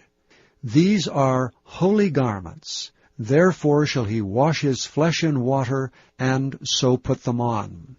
And he shall take of the congregation of the children of Israel 2 kids of the goats for a sin offering, and 1 ram for a burnt offering. And Aaron shall offer his bullock of the sin offering, which is for himself, and make an atonement for himself and for his house. And he shall take the 2 goats, and present them before the Lord at the door of the tabernacle of the congregation. And Aaron shall cast lots upon the 2 goats, 1 lot for the Lord, and the other lot for the scapegoat. And Aaron shall bring the goat upon which the Lord's lot fell, and offer him for a sin offering. But the goat on which the lot fell to be the scapegoat shall be presented alive before the Lord, to make an atonement with him, and to let him go for a scapegoat into the wilderness. And Aaron shall bring the bullock of the sin offering, which is for himself, and shall make an atonement for himself and for his house, and shall kill the bullock of the sin offering, which is for himself. And he shall take a censer full of burning coals of fire from off the altar before the Lord, and his hands full of sweet incense beaten small, and bring it within the veil. And he shall put the incense upon the fire before the Lord, that the cloud of the incense may cover the mercy seat that is upon the testimony, that he die not. And he shall take of the blood of the bullock, and sprinkle it with his finger upon the mercy seat eastward, And before the mercy seat shall he sprinkle of the blood with his finger 7 times. Then shall he kill the goat of the sin offering that is for the people, and bring his blood within the veil, and do with that blood as he did with the blood of the bullock, and sprinkle it upon the mercy seat, and before the mercy seat. And he shall make an atonement for the holy place, because of the uncleanness of the children of Israel, and because of their transgressions and all their sins, and so shall he do for the tabernacle of the congregation that remaineth among them in the midst of their uncleanness. And there shall be no man in the tabernacle of the congregation when he goeth in to make an atonement in the holy place, until he come out and have made an atonement for himself, and for his household, and for all the congregation of Israel. And he shall go out unto the altar that is before the Lord, and make an atonement for it, and shall take of the blood of the bullock, and of the blood of the goat, and put it upon the horns of the altar round about. And he shall sprinkle of the blood upon it with his finger 7 times, and cleanse it, and hallow it from the uncleanness of the children of Israel. And when he hath made an end of reconciling the holy place, and the tabernacle of the congregation, and the altar, he shall bring the live goat. And Aaron shall lay both his hands upon the head of the live goat, and confess over him all the iniquities of the children of Israel, and all their transgressions and all their sins, putting them upon the head of the goat, and shall send him away by the hand of a fit man into the wilderness. And the goat shall bear upon him all their iniquities unto a land not inhabited, and he shall let go the goat in the wilderness. And Aaron shall come into the tabernacle of the congregation, and shall put off the linen garments which he put on when he went into the holy place, and shall leave them there. And he shall wash his flesh with water in the holy place, and put on his garments, and come forth, and offer his burnt offering, and the burnt offering of the people, and make an atonement for himself and for the people. And the fat of the sin offering shall he burn upon the altar. And he that let go the goat for the scapegoat shall wash his clothes, and bathe his flesh in water, and afterward come into the camp. And the bullock for the sin offering, and the goat for the sin offering whose blood was brought in to make atonement for the holy place, shall one carry forth without the camp, and they shall burn in the fire their skins, and their flesh, and their dung. And he that burneth them shall wash his clothes, and bathe his flesh in water, and afterward he shall come into the camp. And this shall be a statute forever unto you, that in the 7th month, on the 10th day of the month, ye shall afflict your souls, and do no work at all, whether it be one of your own country, or a stranger that sojourneth among you. For on that day shall the priest make an atonement for you, to cleanse you, that ye may be clean from all your sins before the Lord. It shall be a Sabbath of rest unto you, and ye shall afflict your souls by a statute forever. And the priest, whom he shall anoint, and whom he shall consecrate to minister in the priest's office in his father's stead, shall make the atonement, and shall put on linen clothes, even the holy garments. And he shall make an atonement for the holy sanctuary, and he shall make an atonement for the tabernacle of the congregation, and for the altar, and he shall make an atonement for the priests, and for all the people of the congregation. And this shall be an everlasting statute unto you, to make an atonement for the children of Israel and all their sins once a year. And he did as the Lord commanded Moses. Chapter 17. And the Lord spake unto Moses, saying, Speak unto Aaron, and unto his sons, and unto all the children of Israel, and say unto them, This is the thing which the Lord hath commanded, saying, What man soever there be of the house of Israel that killeth an ox, or lamb, or goat in the camp, or that killeth it out of the camp, and bringeth it not unto the door of the tabernacle of the congregation, to offer an offering unto the Lord before the tabernacle of the Lord, blood shall be imputed unto that man. He hath shed blood, and that man shall be cut off from among his people. To the end that the children of Israel may bring their sacrifices which they offer in the open field, even that they may bring them unto the Lord, unto the door of the tabernacle of the congregation, unto the priest, and offer them for peace offerings unto the Lord. And the priest shall sprinkle the blood upon the altar of the Lord at the door of the tabernacle of the congregation, and burn the fat for a sweet savour unto the Lord. And they shall no more offer their sacrifices unto devils, after whom they have gone a-whoring.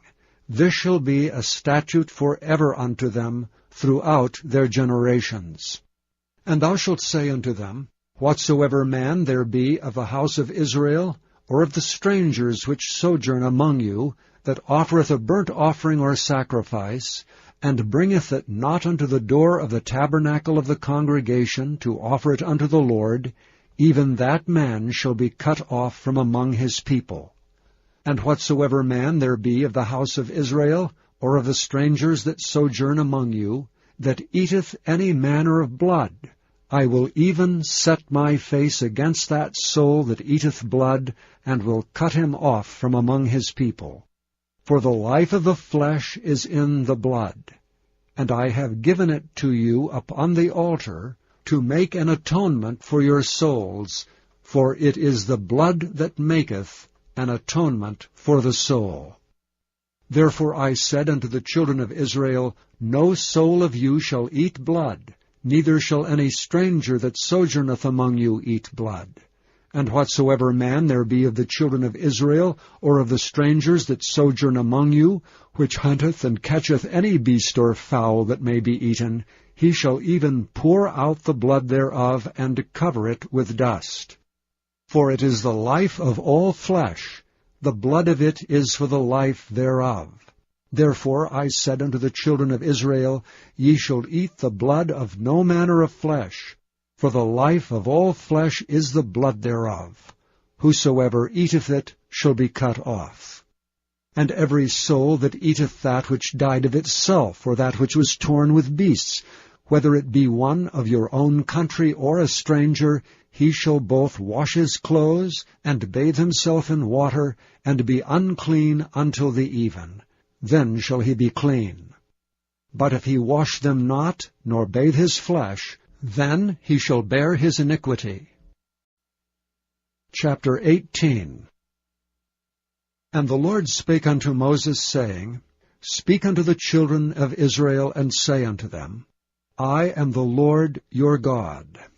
After the doings of the land of Egypt, wherein ye dwelt, shall ye not do, and after the doings of the land of Canaan, whither I bring you, shall ye not do, neither shall ye walk in their ordinances. Ye shall do my judgments, and keep mine ordinances to walk therein. I am the Lord your God. Ye shall therefore keep my statutes and my judgments, which if a man do, he shall live in them. I am the Lord. None of you shall approach to any that is near of kin to him, to uncover their nakedness. I am the Lord. The nakedness of thy father, or the nakedness of thy mother, thou shalt not uncover. She is thy mother, thou shalt not uncover her nakedness. The nakedness of thy father's wife shalt thou not uncover, it is thy father's nakedness. The nakedness of thy sister, the daughter of thy father, or daughter of thy mother, whether she be born at home or born abroad, even their nakedness thou shalt not uncover. The nakedness of thy son's daughter, or of thy daughter's daughter, even their nakedness thou shalt not uncover, for theirs is thine own nakedness. The nakedness of thy father's wife's daughter, begotten of thy father, she is thy sister, thou shalt not uncover her nakedness. Thou shalt not uncover the nakedness of thy father's sister. She is thy father's near kinswoman. Thou shalt not uncover the nakedness of thy mother's sister, for she is thy mother's near kinswoman. Thou shalt not uncover the nakedness of thy father's brother. Thou shalt not approach to his wife. She is thine aunt. Thou shalt not uncover the nakedness of thy daughter-in-law. She is thy son's wife. Thou shalt not uncover her nakedness. Thou shalt not uncover the nakedness of thy brother's wife. It is thy brother's nakedness. Thou shalt not uncover the nakedness of a woman and her daughter. Neither shalt thou take her son's daughter or her daughter's daughter to uncover her nakedness, for they are her near kinswomen. It is wickedness. Neither shalt thou take a wife to her sister to vex her, to uncover her nakedness beside the other in her lifetime. Also thou shalt not approach unto a woman to uncover her nakedness, as long as she is put apart for her uncleanness. Moreover, thou shalt not lie carnally with thy neighbor's wife, to defile thyself with her. And thou shalt not let any of thy seed pass through the fire to Molech, neither shalt thou profane the name of thy God. I am the Lord. As with womankind, it is abomination. Neither shalt thou lie with any beast to defile thyself therewith, neither shall any woman stand before a beast to lie down thereto. It is confusion. Defile not ye yourselves in any of these things, for in all these the nations are defiled which I cast out before you, and the land is defiled. Therefore I do visit the iniquity thereof upon it, and the land itself vomiteth out her inhabitants. Ye shall therefore keep my statutes and my judgments, and shall not commit any of these abominations, neither any of your own nation, nor any stranger that sojourneth among you. For all these abominations have the men of the land done, which were before you, and the land is defiled. That the land spew not you out also when ye defile it, as it spewed out the nations that were before you. For whosoever shall commit any of these abominations, even the souls that commit them shall be cut off from among their people. Therefore shall ye keep mine ordinance, that ye commit not any one of these abominable customs, which were committed before you, and that ye defile not yourselves therein. I am the Lord your God. Chapter 19.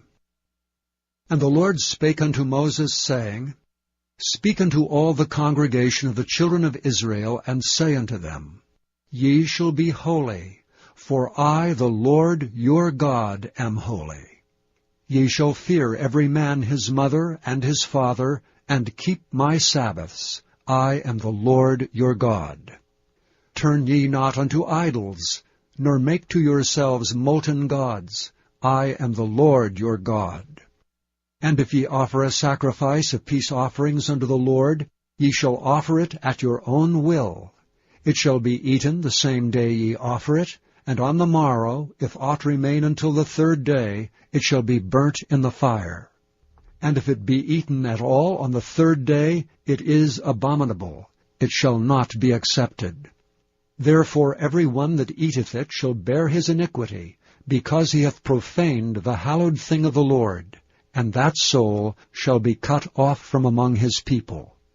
And when ye reap the harvest of your land, thou shalt not wholly reap the corners of thy field, neither shalt thou gather the gleanings of thy harvest. And thou shalt not glean thy vineyard, neither shalt thou gather every grape of thy vineyard. Thou shalt leave them for the poor and stranger. I am the Lord your God. Ye shall not steal, neither deal falsely, neither lie one to another. And ye shall not swear by my name falsely, neither shalt thou profane the name of thy God. I am the Lord. Thou shalt not defraud thy neighbor, neither rob him. The wages of him that is hired shall not abide with thee all night until the morning. Thou shalt not curse the deaf, nor put a stumbling block before the blind, but shalt fear the Lord thy God. I am the Lord. Ye shall do no unrighteousness in judgment. Thou shalt not respect the person of the poor, nor honor the person of the mighty, but in righteousness shalt thou judge thy neighbor. Thou shalt not go up and down as a talebearer among thy people, neither shalt thou stand against the blood of thy neighbor. I am the Lord. Thou shalt not hate thy brother in thine heart.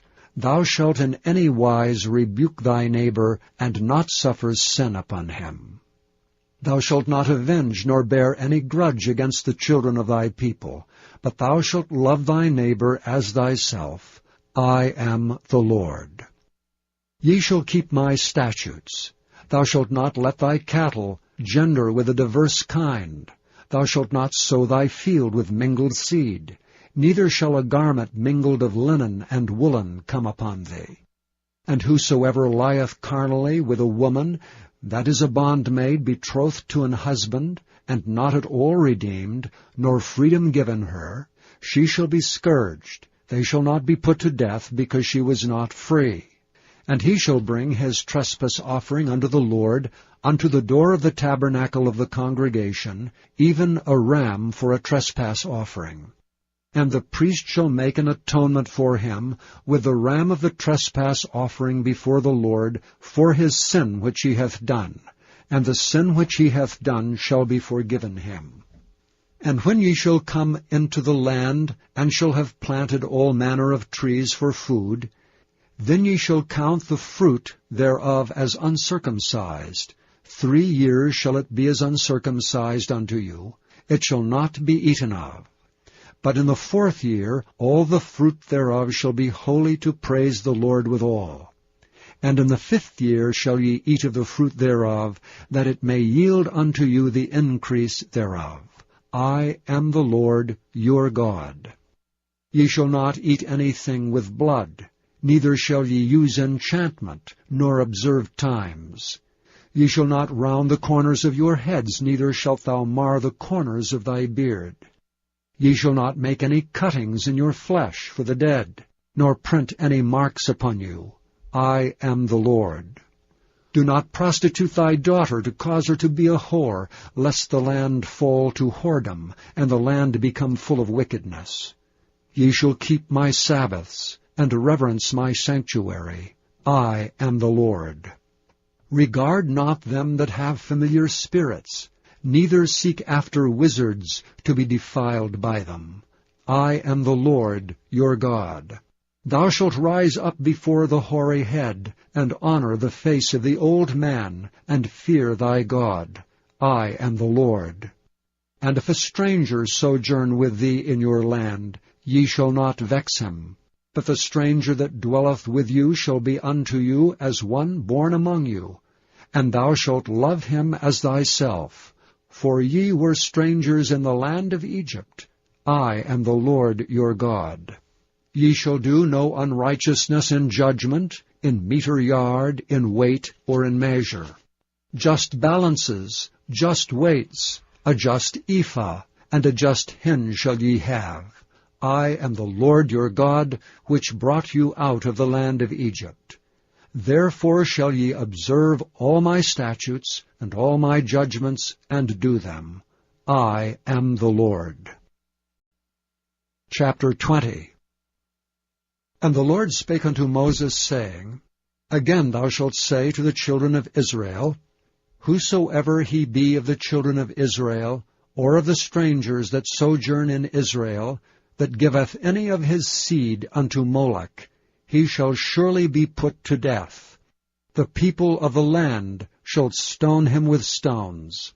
And I will set my face against that man, and will cut him off from among his people, because he hath given of his seed unto Moloch to defile my sanctuary, and to profane my holy name. And if the people of the land do any ways hide their eyes from the man, when he giveth of his seed unto Moloch, and kill him not, then I will set my face against that man, and against his family, and will cut him off, and all that go a-whoring after him, to commit whoredom with Moloch, from among their people. And the soul that turneth after such as have familiar spirits, and after wizards, to go a-whoring after them, I will even set my face against that soul, and will cut him off from among his people. Sanctify yourselves therefore, and be ye holy, for I am the Lord your God. And ye shall keep my statutes, and do them. I am the Lord which sanctify you. For every one that curseth his father or his mother shall be surely put to death. He hath cursed his father or his mother, his blood shall be upon him. And the man that committeth adultery with another man's wife, even he that committeth adultery with his neighbor's wife, the adulterer and the adulteress shall surely be put to death. And the man that lieth with his father's wife hath uncovered his father's nakedness. Both of them shall surely be put to death.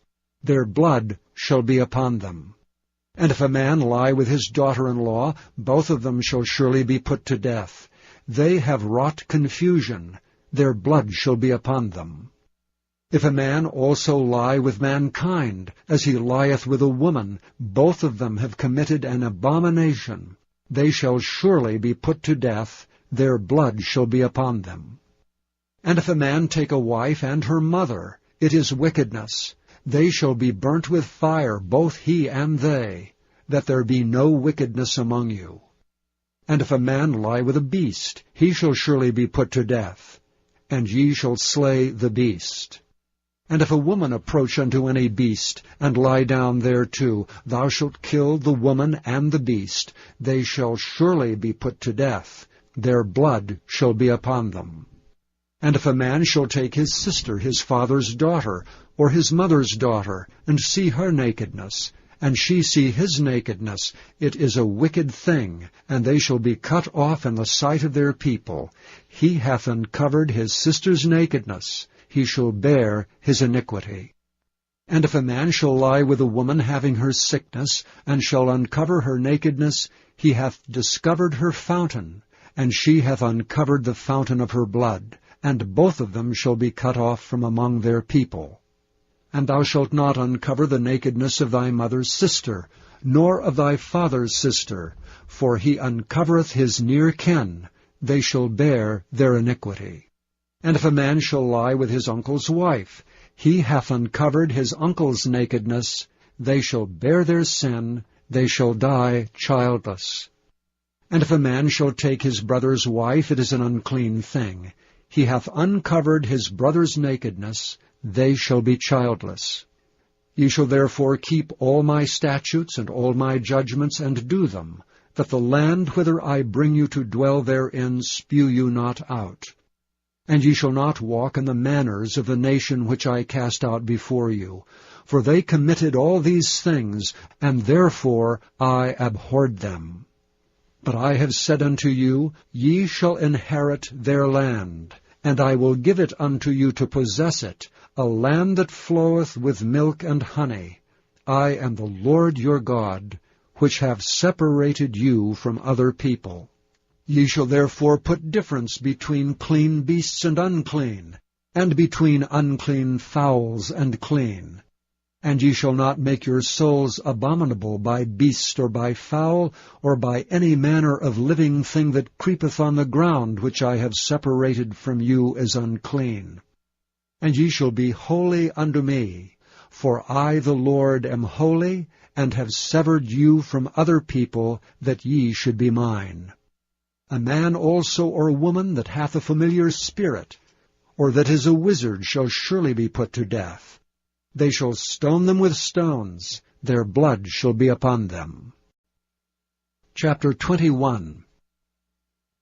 And the Lord said unto Moses, Speak unto the priests, the sons of Aaron, and say unto them, There shall none be defiled for the dead among his people, but for his kin that is near unto him, that is, for his mother, and for his father, and for his son, and for his daughter, and for his brother, and for his sister a virgin, that is nigh unto him, which hath had no husband, for her may he be defiled.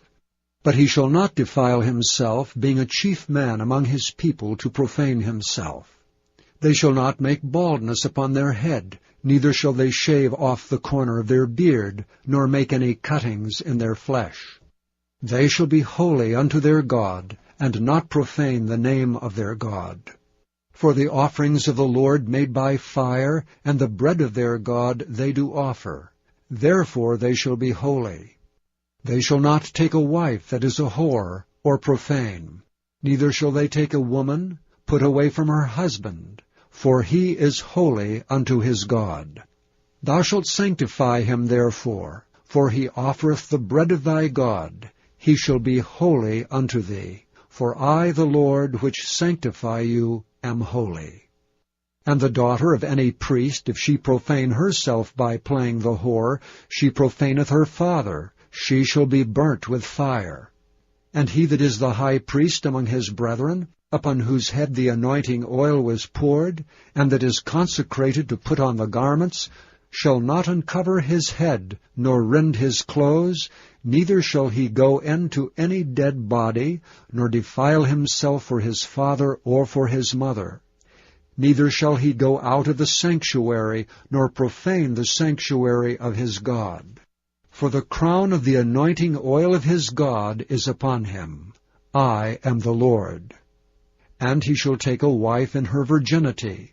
A widow, or a divorced woman, or profane, or an harlot, these shall he not take, but he shall take a virgin of his own people to wife. Neither shall he profane his seed among his people, for I, the Lord, do sanctify him. And the Lord spake unto Moses, saying, Speak unto Aaron, saying, Whosoever he be of thy seed in their generation, that hath any blemish, let him not approach to offer the bread of his God. For whatsoever man he be that hath a blemish, he shall not approach, a blind man, or a lame, or he that hath a flat nose, or anything superfluous, or a man that is broken-footed or broken-handed, or crook-backed, or a dwarf, or that hath a blemish in his eye, or be scurvy, or scabbed, or hath his stones broken. No man that hath a blemish of the seed of Aaron the priest shall come nigh to offer the offerings of the Lord made by fire. He hath a blemish. He shall not come nigh to offer the bread of his God. He shall eat the bread of his God, both of the most holy and of the holy. Only he shall not go in unto the veil, nor come nigh unto the altar, because he hath a blemish, that he profane not my sanctuaries. For I, the Lord, do sanctify them. And Moses told it unto Aaron, and to his sons, and to all the children of Israel. Chapter 22. And the Lord spake unto Moses, saying, Speak unto Aaron and to his sons, that they separate themselves from the holy things of the children of Israel, and that they profane not my holy name and those things which they hallow unto me. I am the Lord. Say unto them, Whosoever he be of all your seed among your generations, that goeth unto the holy things which the children of Israel hallow unto the Lord, having his uncleanness upon him, that soul shall be cut off from my presence. I am the Lord. What man soever of the seed of Aaron is a leper, or hath a running issue, he shall not eat of the holy things until he be clean.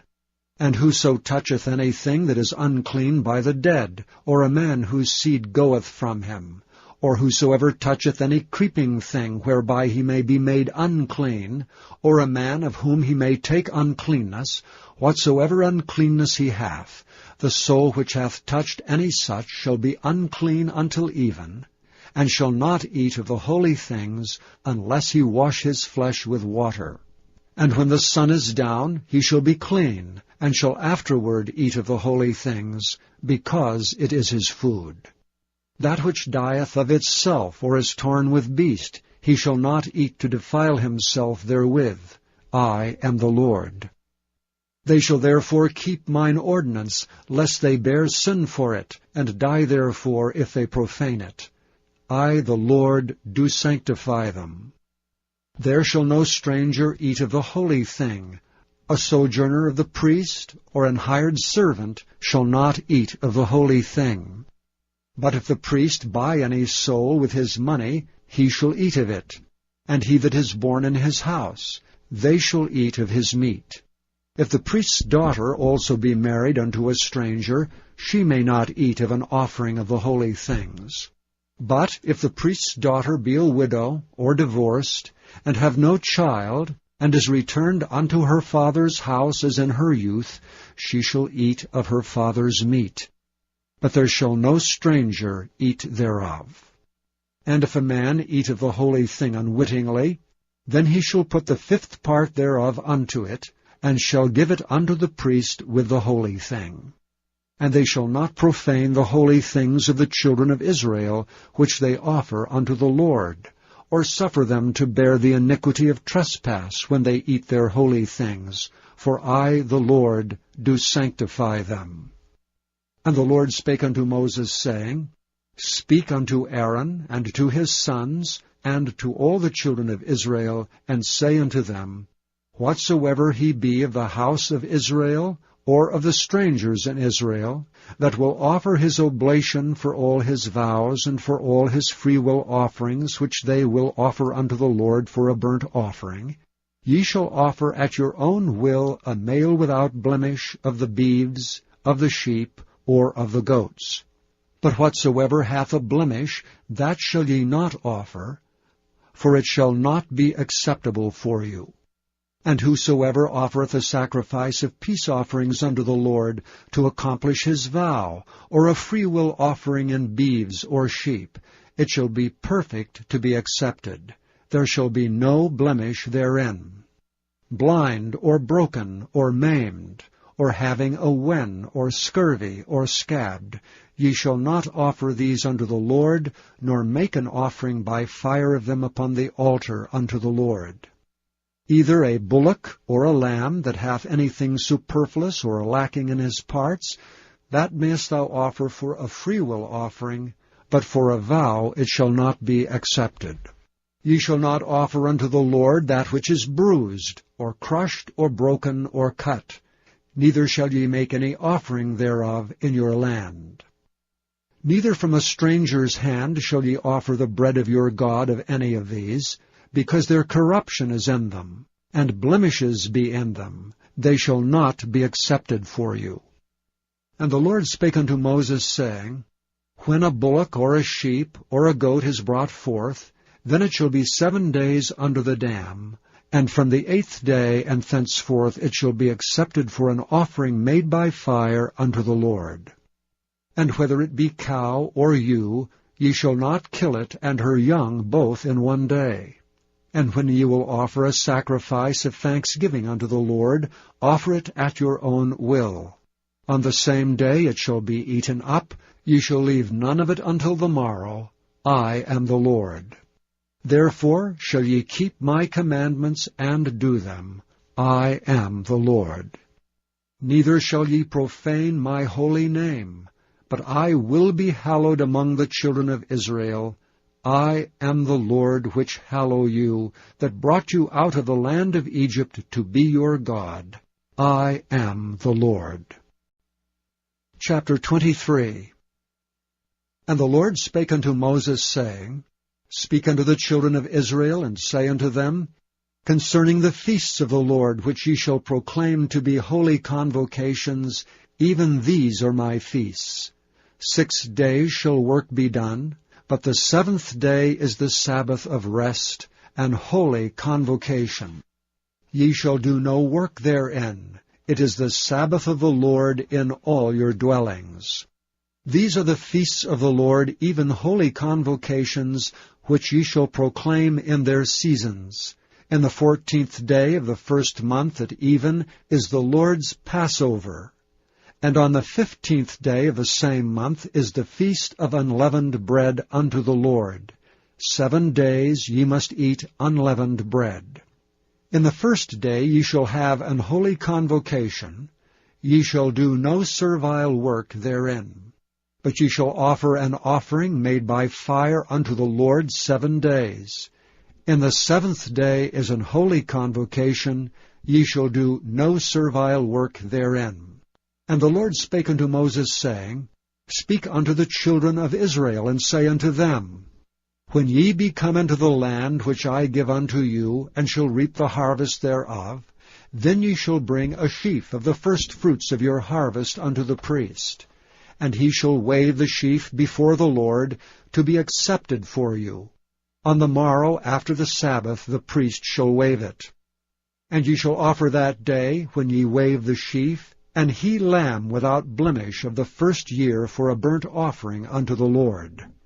And the meat offering thereof shall be 2/10 deals of fine flour mingled with oil, an offering made by fire unto the Lord for a sweet savour.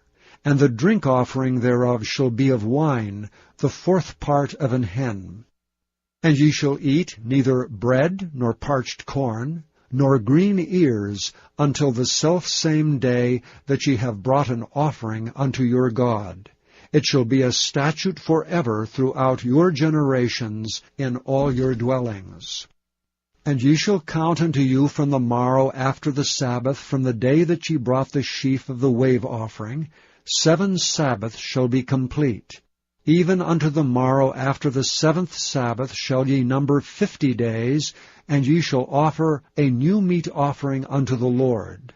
Ye shall bring out of your habitations 2 wave loaves of 2/10 deals. They shall be of fine flour. They shall be baken with leaven. They are the firstfruits unto the Lord. And ye shall offer with the bread 7 lambs without blemish of the first year, and 1 young bullock, and 2 rams. They shall be for a burnt offering unto the Lord, with their meat offering and their drink offerings, even an offering made by fire of sweet savour unto the Lord. Then ye shall sacrifice 1 kid of the goats for a sin offering, and 2 lambs of the first year for a sacrifice of peace offerings. And the priest shall wave them with the bread of the firstfruits for a wave offering before the Lord, with the 2 lambs. They shall be holy to the Lord for the priest.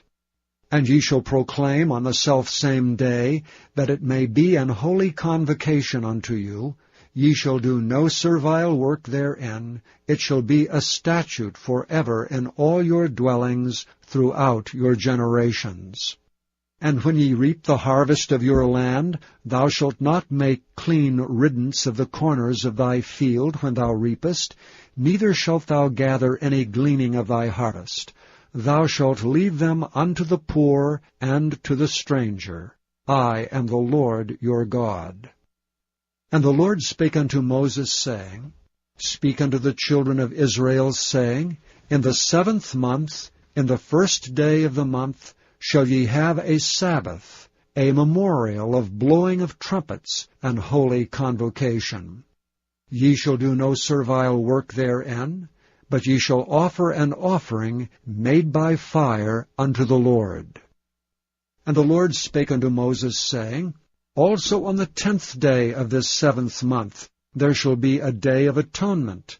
It shall be an holy convocation unto you, and ye shall afflict your souls, and offer an offering made by fire unto the Lord. And ye shall do no work in that same day, for it is a day of atonement, to make an atonement for you before the Lord your God. For whatsoever soul it be that shall not be afflicted in that same day, he shall be cut off from among his people. And whatsoever soul it be that doeth any work in that same day, the same soul will I destroy from among his people. Ye shall do no manner of work. It shall be a statute forever throughout your generations in all your dwellings. It shall be unto you a Sabbath of rest, and ye shall afflict your souls. In the 9th day of the month at even, from even unto even, shall ye celebrate your Sabbath. And the Lord spake unto Moses, saying, Speak unto the children of Israel, saying, The 15th day of this 7th month shall be the Feast of Tabernacles for 7 days unto the Lord. On the 1st day shall be an holy convocation. Ye shall do no servile work therein. 7 days ye shall offer an offering made by fire unto the Lord. On the 8th day shall be an holy convocation unto you. And ye shall offer an offering made by fire unto the Lord. It is a solemn assembly, and ye shall do no servile work therein.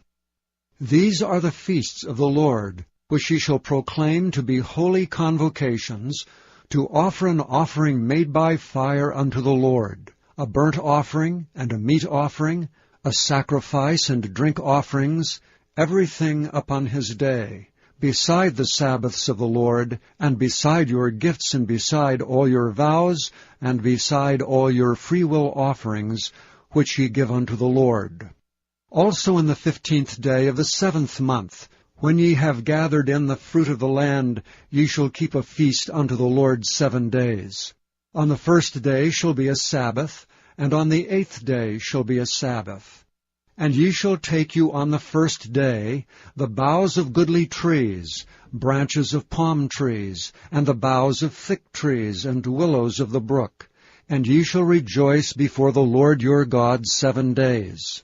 And ye shall keep it a feast unto the Lord 7 days in the year. It shall be a statute forever in your generations. Ye shall celebrate it in the 7th month. Ye shall dwell in booths 7 days.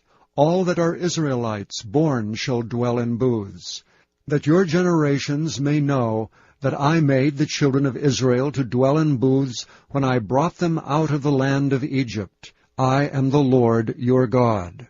And Moses declared unto the children of Israel the feasts of the Lord. Chapter 24. And the Lord spake unto Moses, saying, Command the children of Israel that they bring unto thee pure oil olive beaten for the light, to cause the lamps to burn continually. Without the veil of the testimony, in the tabernacle of the congregation, shall Aaron order it from the evening unto the morning before the Lord continually. It shall be a statute forever in your generations.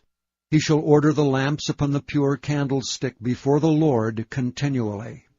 And thou shalt take fine flour, and bake 12 cakes thereof. 2/10 deals shall be in 1 cake. And thou shalt set them in 2 rows, 6 on a row, upon the pure table before the Lord. And thou shalt put pure frankincense upon each row, that it may be on the bread for a memorial, even an offering made by fire unto the Lord. Every Sabbath he shall set it in order before the Lord continually, being taken from the children of Israel by an everlasting covenant. And it shall be Aaron's and his sons, and they shall eat it in the holy place. For it is most holy unto him of the offerings of the Lord made by fire by a perpetual statute.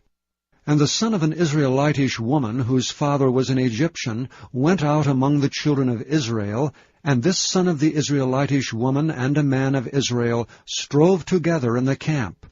And the Israelitish woman's son blasphemed the name of the Lord and cursed. And they brought him unto Moses, and his mother's name was Shelomith, the daughter of Dibri, of the tribe of Dan. And they put him in ward, that the mind of the Lord might be showed them. And the Lord spake unto Moses, saying, Bring forth him that hath cursed without the camp, and let all that heard him lay their hands upon his head, and let all the congregation stone him. And thou shalt speak unto the children of Israel, saying, Whosoever curseth his God shall bear his sin. And he that blasphemeth the name of the Lord, he shall surely be put to death, and all the congregation shall certainly stone him, as well the stranger as he that is born in the land, when he blasphemeth the name of the Lord, shall be put to death. And he that killeth any man shall surely be put to death. And he that killeth a beast shall make it good, beast for beast. And if a man cause a blemish in his neighbor, as he hath done, so shall it be done to him. Breach for breach, eye for eye, tooth for tooth. As he hath caused a blemish in a man, so shall it be done to him again. And he that killeth a beast, he shall restore it. And he that killeth a man, he shall be put to death. Ye shall have one manner of law, as well for the stranger as for one of your own country, for I am the Lord your God. And Moses spake to the children of Israel, that they should bring forth him that had cursed out of the camp, and stone him with stones. And the children of Israel did as the Lord commanded Moses. Chapter 25. And the Lord spake unto Moses in Mount Sinai, saying, Speak unto the children of Israel, and say unto them, When ye come into the land which I give you, then shall the land keep a Sabbath unto the Lord. 6 years thou shalt sow thy fields, and 6 years thou shalt prune thy vineyard, and gather in the fruit thereof. But in the 7th year shall be a Sabbath of rest unto the land, a Sabbath for the Lord. Thou shalt neither sow thy field, nor prune thy vineyard. That which groweth of its own accord by thy harvest thou shalt not reap, neither gather the grapes of thy vine undressed, for it is a year of rest unto the land. And the Sabbath of the land shall be meat for you, for thee, and for thy servant, and for thy maid, and for thy hired servant, and for thy stranger that sojourneth with thee, and for thy cattle, and for the beasts that are in thy land, shall all the increase thereof be meat. And thou shalt number 7 Sabbaths of years unto thee, 7 times 7 years. And the space of the 7 Sabbaths of years shall be unto thee 49 years. Then shalt thou cause the trumpet of the Jubilee to sound on the 10th day of the 7th month. In the day of atonement shall ye make the trumpet sound throughout all your land. And ye shall hallow the 50th year, and proclaim liberty throughout all the land unto all the inhabitants thereof. It shall be a jubilee unto you, and ye shall return every man unto his possession, and ye shall return every man unto his family. A jubilee shall that 50th year be unto you. Ye shall not sow, neither reap that which groweth of itself in it, nor gather the grapes in it of thy vine undressed.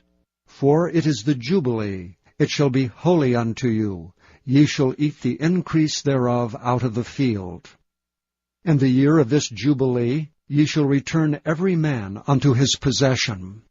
And if thou sell aught unto thy neighbor, or buyest aught of thy neighbor's hand, ye shall not oppress one another. According to the number of years after the jubilee thou shalt buy of thy neighbor, and according unto the number of years of the fruits he shall sell unto thee.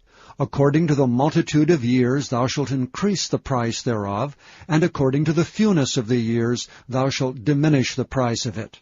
For according to the number of the years of the fruits doth he sell unto thee.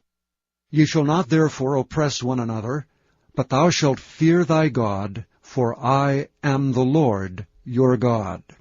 Wherefore ye shall do my statutes, and keep my judgments, and do them. And ye shall dwell in the land in safety. And the land shall yield her fruit, and ye shall eat your fill, and dwell therein in safety.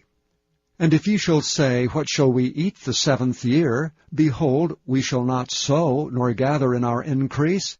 Then I will command my blessing upon you in the 6th year, and it shall bring forth fruit for 3 years. And ye shall sow the 8th year, and eat yet of the old fruit until the 9th year. Until her fruits come in ye shall eat of the old store. The land shall not be sold forever, for the land is mine. For ye are strangers and sojourners with me. And in all the land of your possession ye shall grant a redemption for the land. If thy brother be waxen poor, and hath sold away some of his possession, and if any of his kin come to redeem it, then shall he redeem that which his brother sold. And if the man have none to redeem it, and himself be able to redeem it, then let him count the years of the sale thereof, and restore the overplus unto the man to whom he sold it, that he may return unto his possession. But if he be not able to restore it to him, then that which is sold shall remain in the hand of him that hath bought it until the year of Jubilee, and in the Jubilee it shall go out, and he shall return unto his possession. And if a man sell a dwelling house in a walled city, then he may redeem it within a whole year after it is sold. Within a full year may he redeem it. And if it be not redeemed within the space of a full year, then the house that is in the walled city shall be established forever to him that bought it throughout his generations. It shall not go out in the Jubilee. But the houses of the villages which have no wall round about them shall be counted as the fields of the country. They may be redeemed, and they shall go out in the Jubilee. Notwithstanding the cities of the Levites, and the houses of the cities of their possession, may the Levites redeem at any time. And if a man purchase of the Levites, then the house that was sold, and the city of his possession, shall go out in the year of Jubilee. For the houses of the cities of the Levites are their possession among the children of Israel. But the field of the suburbs of their cities may not be sold, for it is their perpetual possession. And if thy brother be waxen poor, and fallen in decay with thee, then thou shalt relieve him, yea, though he be a stranger or a sojourner, that he may live with thee. Take thou no usury of him, or increase, but fear thy God, that thy brother may live with thee. Thou shalt not give him thy money upon usury, nor lend him thy victuals for increase. I am the Lord your God, which brought you forth out of the land of Egypt, to give you the land of Canaan, and to be your God. And if thy brother that dwelleth by thee be waxen poor, and be sold unto thee, thou shalt not compel him to serve as a bondservant, but as an hired servant, and as a sojourner, he shall be with thee, and shall serve thee unto the year of Jubilee. And then shall he depart from thee, both he and his children with him, and shall return unto his own family, and unto the possession of his fathers shall he return.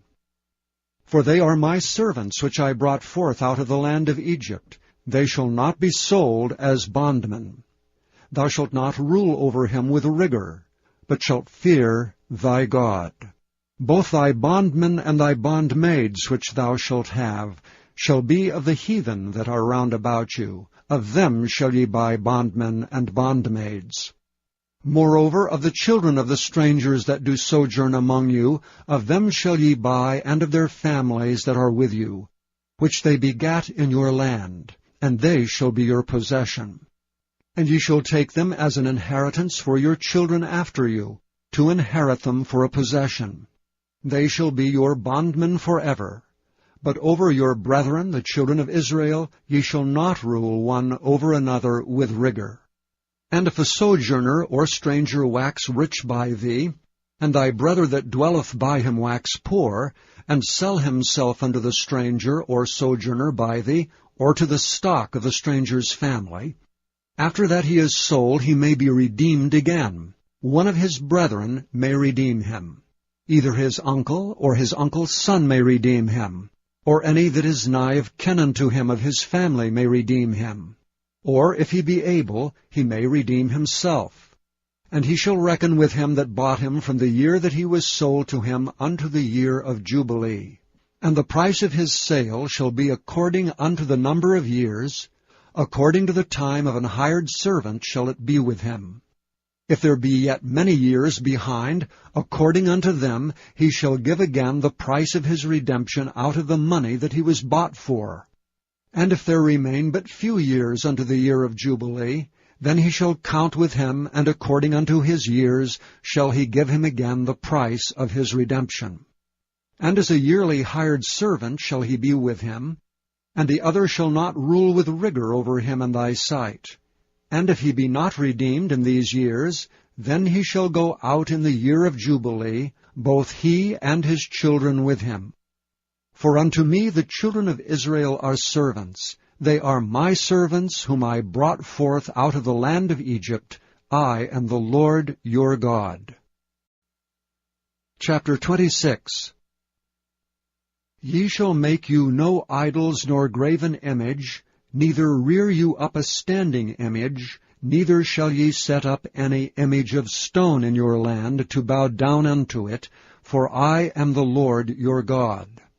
Ye shall keep my Sabbaths, and reverence my sanctuary. I am the Lord.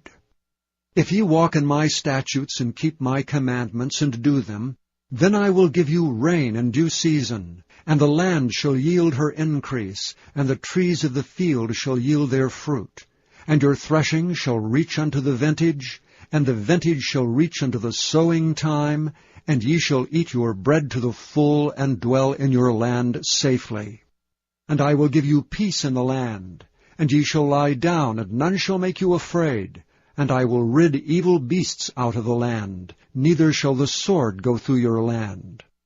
And ye shall chase your enemies, and they shall fall before you by the sword. And 5 of you shall chase 100, and 100 of you shall put 10,000 to flight, and your enemies shall fall before you by the sword. For I will have respect unto you, and make you fruitful, and multiply you, and establish my covenant with you. And ye shall eat old store, and bring forth the old because of the new.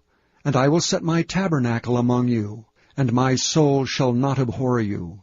And I will walk among you, and will be your God, and ye shall be my people. I am the Lord your God, which brought you forth out of the land of Egypt, that ye should not be their bondmen. And I have broken the bands of your yoke, and made you go upright. But if ye will not hearken unto me, and will not do all these commandments, and if ye shall despise my statutes, or if your soul abhor my judgments, so that ye will not do all my commandments, but that ye break my covenant, I also will do this unto you. I will even appoint over you terror, consumption, and the burning ague, that shall consume the eyes and cause sorrow of heart. And ye shall sow your seed in vain, for your enemies shall eat it. And I will set my face against you, and ye shall be slain before your enemies. They that hate you shall reign over you, and ye shall flee when none pursueth you. And if ye will not yet for all this hearken unto me, then I will punish you 7 times more for your sins. And I will break the pride of your power, and I will make your heaven as iron, and your earth as brass, and your strength shall be spent in vain. For your land shall not yield her increase, neither shall the trees of the land yield their fruits. And if ye walk contrary unto me, and will not hearken unto me, I will bring 7 times more plagues upon you according to your sins. I will also send wild beasts among you, which shall rob you of your children, and destroy your cattle, and to make you few in number. And your highways shall be desolate. And if ye will not be reformed by me by these things, but will walk contrary unto me, then will I also walk contrary unto you, and will punish you yet 7 times for your sins. And I will bring a sword upon you, that shall avenge the quarrel of my covenant. And when ye are gathered together within your cities, I will send the pestilence among you, and ye shall be delivered into the hand of the enemy. And when I have broken the staff of your bread, 10 women shall bake your bread in one oven, and they shall deliver you your bread again by weight, and ye shall eat and not be satisfied. And if ye will not for all this hearken unto me, but walk contrary unto me, then I will walk contrary unto you also in fury. And I, even I, will chastise you 7 times for your sins. And ye shall eat the flesh of your sons, and the flesh of your daughters shall ye eat, and I will destroy your high places, and cut down your images, and cast your carcasses upon the carcasses of your idols, and my soul shall abhor you. And I will make your cities waste, and bring your sanctuaries unto desolation, and I will not smell the savor of your sweet odors. And I will bring the land unto desolation, and your enemies which dwell therein shall be astonished at it. And I will scatter you among the heathen, and will draw out a sword after you, and your land shall be desolate, and your cities waste. Then shall the land enjoy her Sabbaths, as long as it lieth desolate, and ye be in your enemy's land, even then shall the land rest, and enjoy her Sabbaths. As long as it lieth desolate, it shall rest, because it did not rest in your Sabbaths, when ye dwelt upon it. And upon them that are left alive of you, I will send a faintness into their hearts in the lands of their enemies, and the sound of a shaken leaf shall chase them, and they shall flee as fleeing from a sword, and they shall fall when none pursueth. And they shall fall one upon another, as it were before a sword, when none pursueth, and ye shall have no power to stand before your enemies. And ye shall perish among the heathen, and the land of your enemies shall eat you up. And they that are left of you shall pine away in their iniquity in your enemies' lands, and also in the iniquities of their fathers shall they pine away with them. If they shall confess their iniquity, and the iniquity of their fathers, with their trespass which they trespassed against me, and that also they have walked contrary unto me, and that I also have walked contrary unto them, and have brought them into the land of their enemies, if then their uncircumcised hearts be humbled, and they then accept of the punishment of their iniquity, then will I remember my covenant with Jacob, and also my covenant with Isaac, and also my covenant with Abraham will I remember, and I will remember the land. The land also shall be left of them, and shall enjoy her Sabbaths while she lieth desolate without them.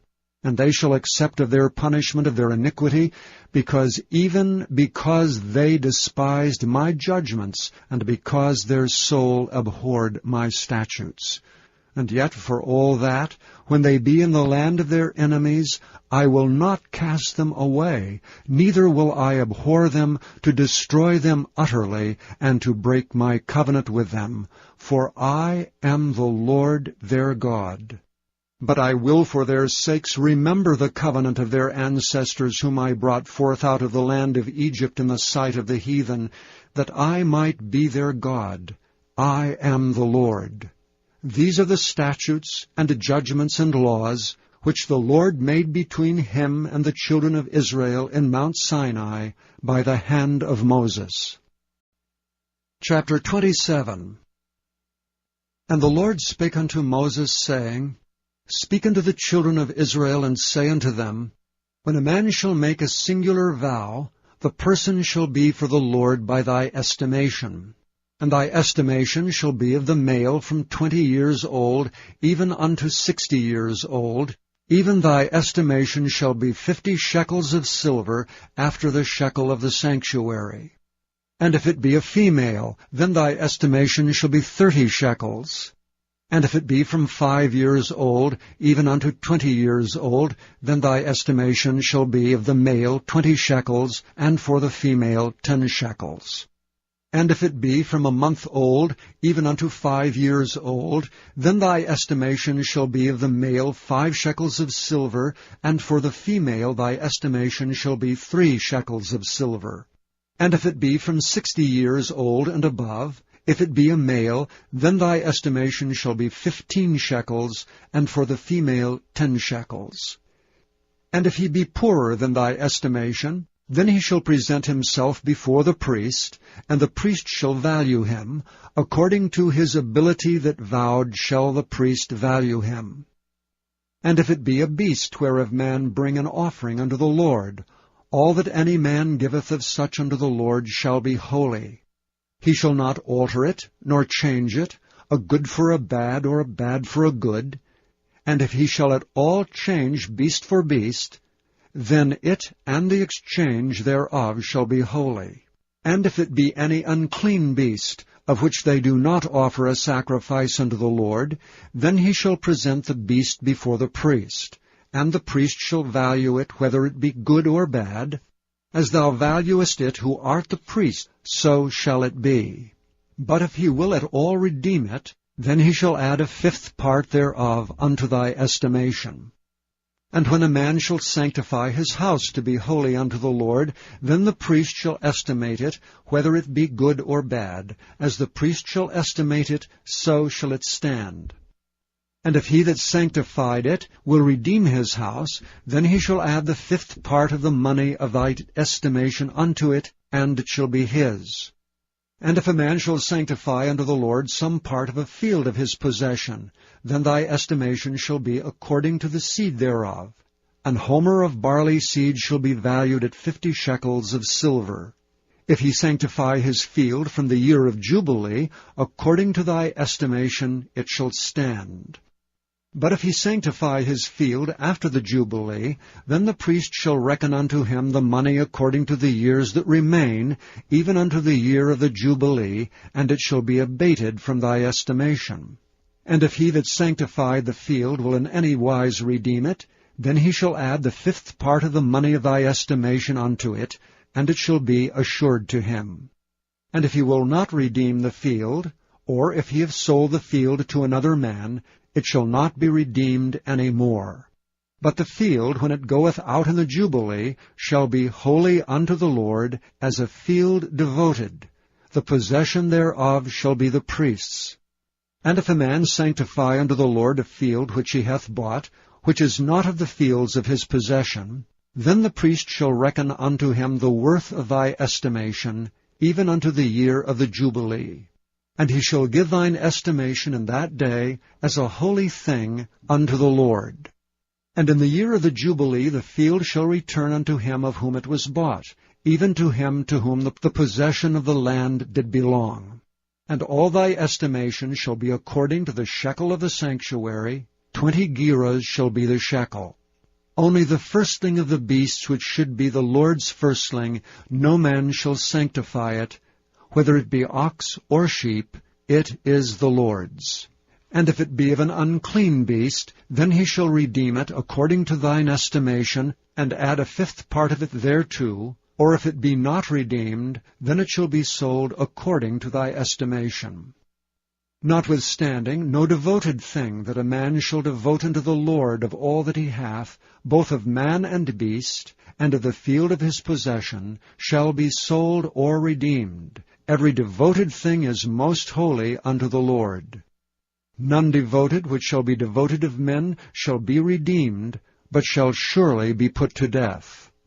And all the tithe of the land, whether of the seed of the land or of the fruit of the tree, is the Lord's. It is holy unto the Lord. And if a man will at all redeem aught of his tithes, he shall add thereto the 5th part thereof. And concerning the tithe of the herd, or of the flock, even of whatsoever passeth under the rod, the 10th shall be holy unto the Lord. He shall not search whether it be good or bad, neither shall he change it. And if he change it at all, then both it and the change thereof shall be holy, it shall not be redeemed. These are the commandments which the Lord commanded Moses for the children of Israel in Mount Sinai.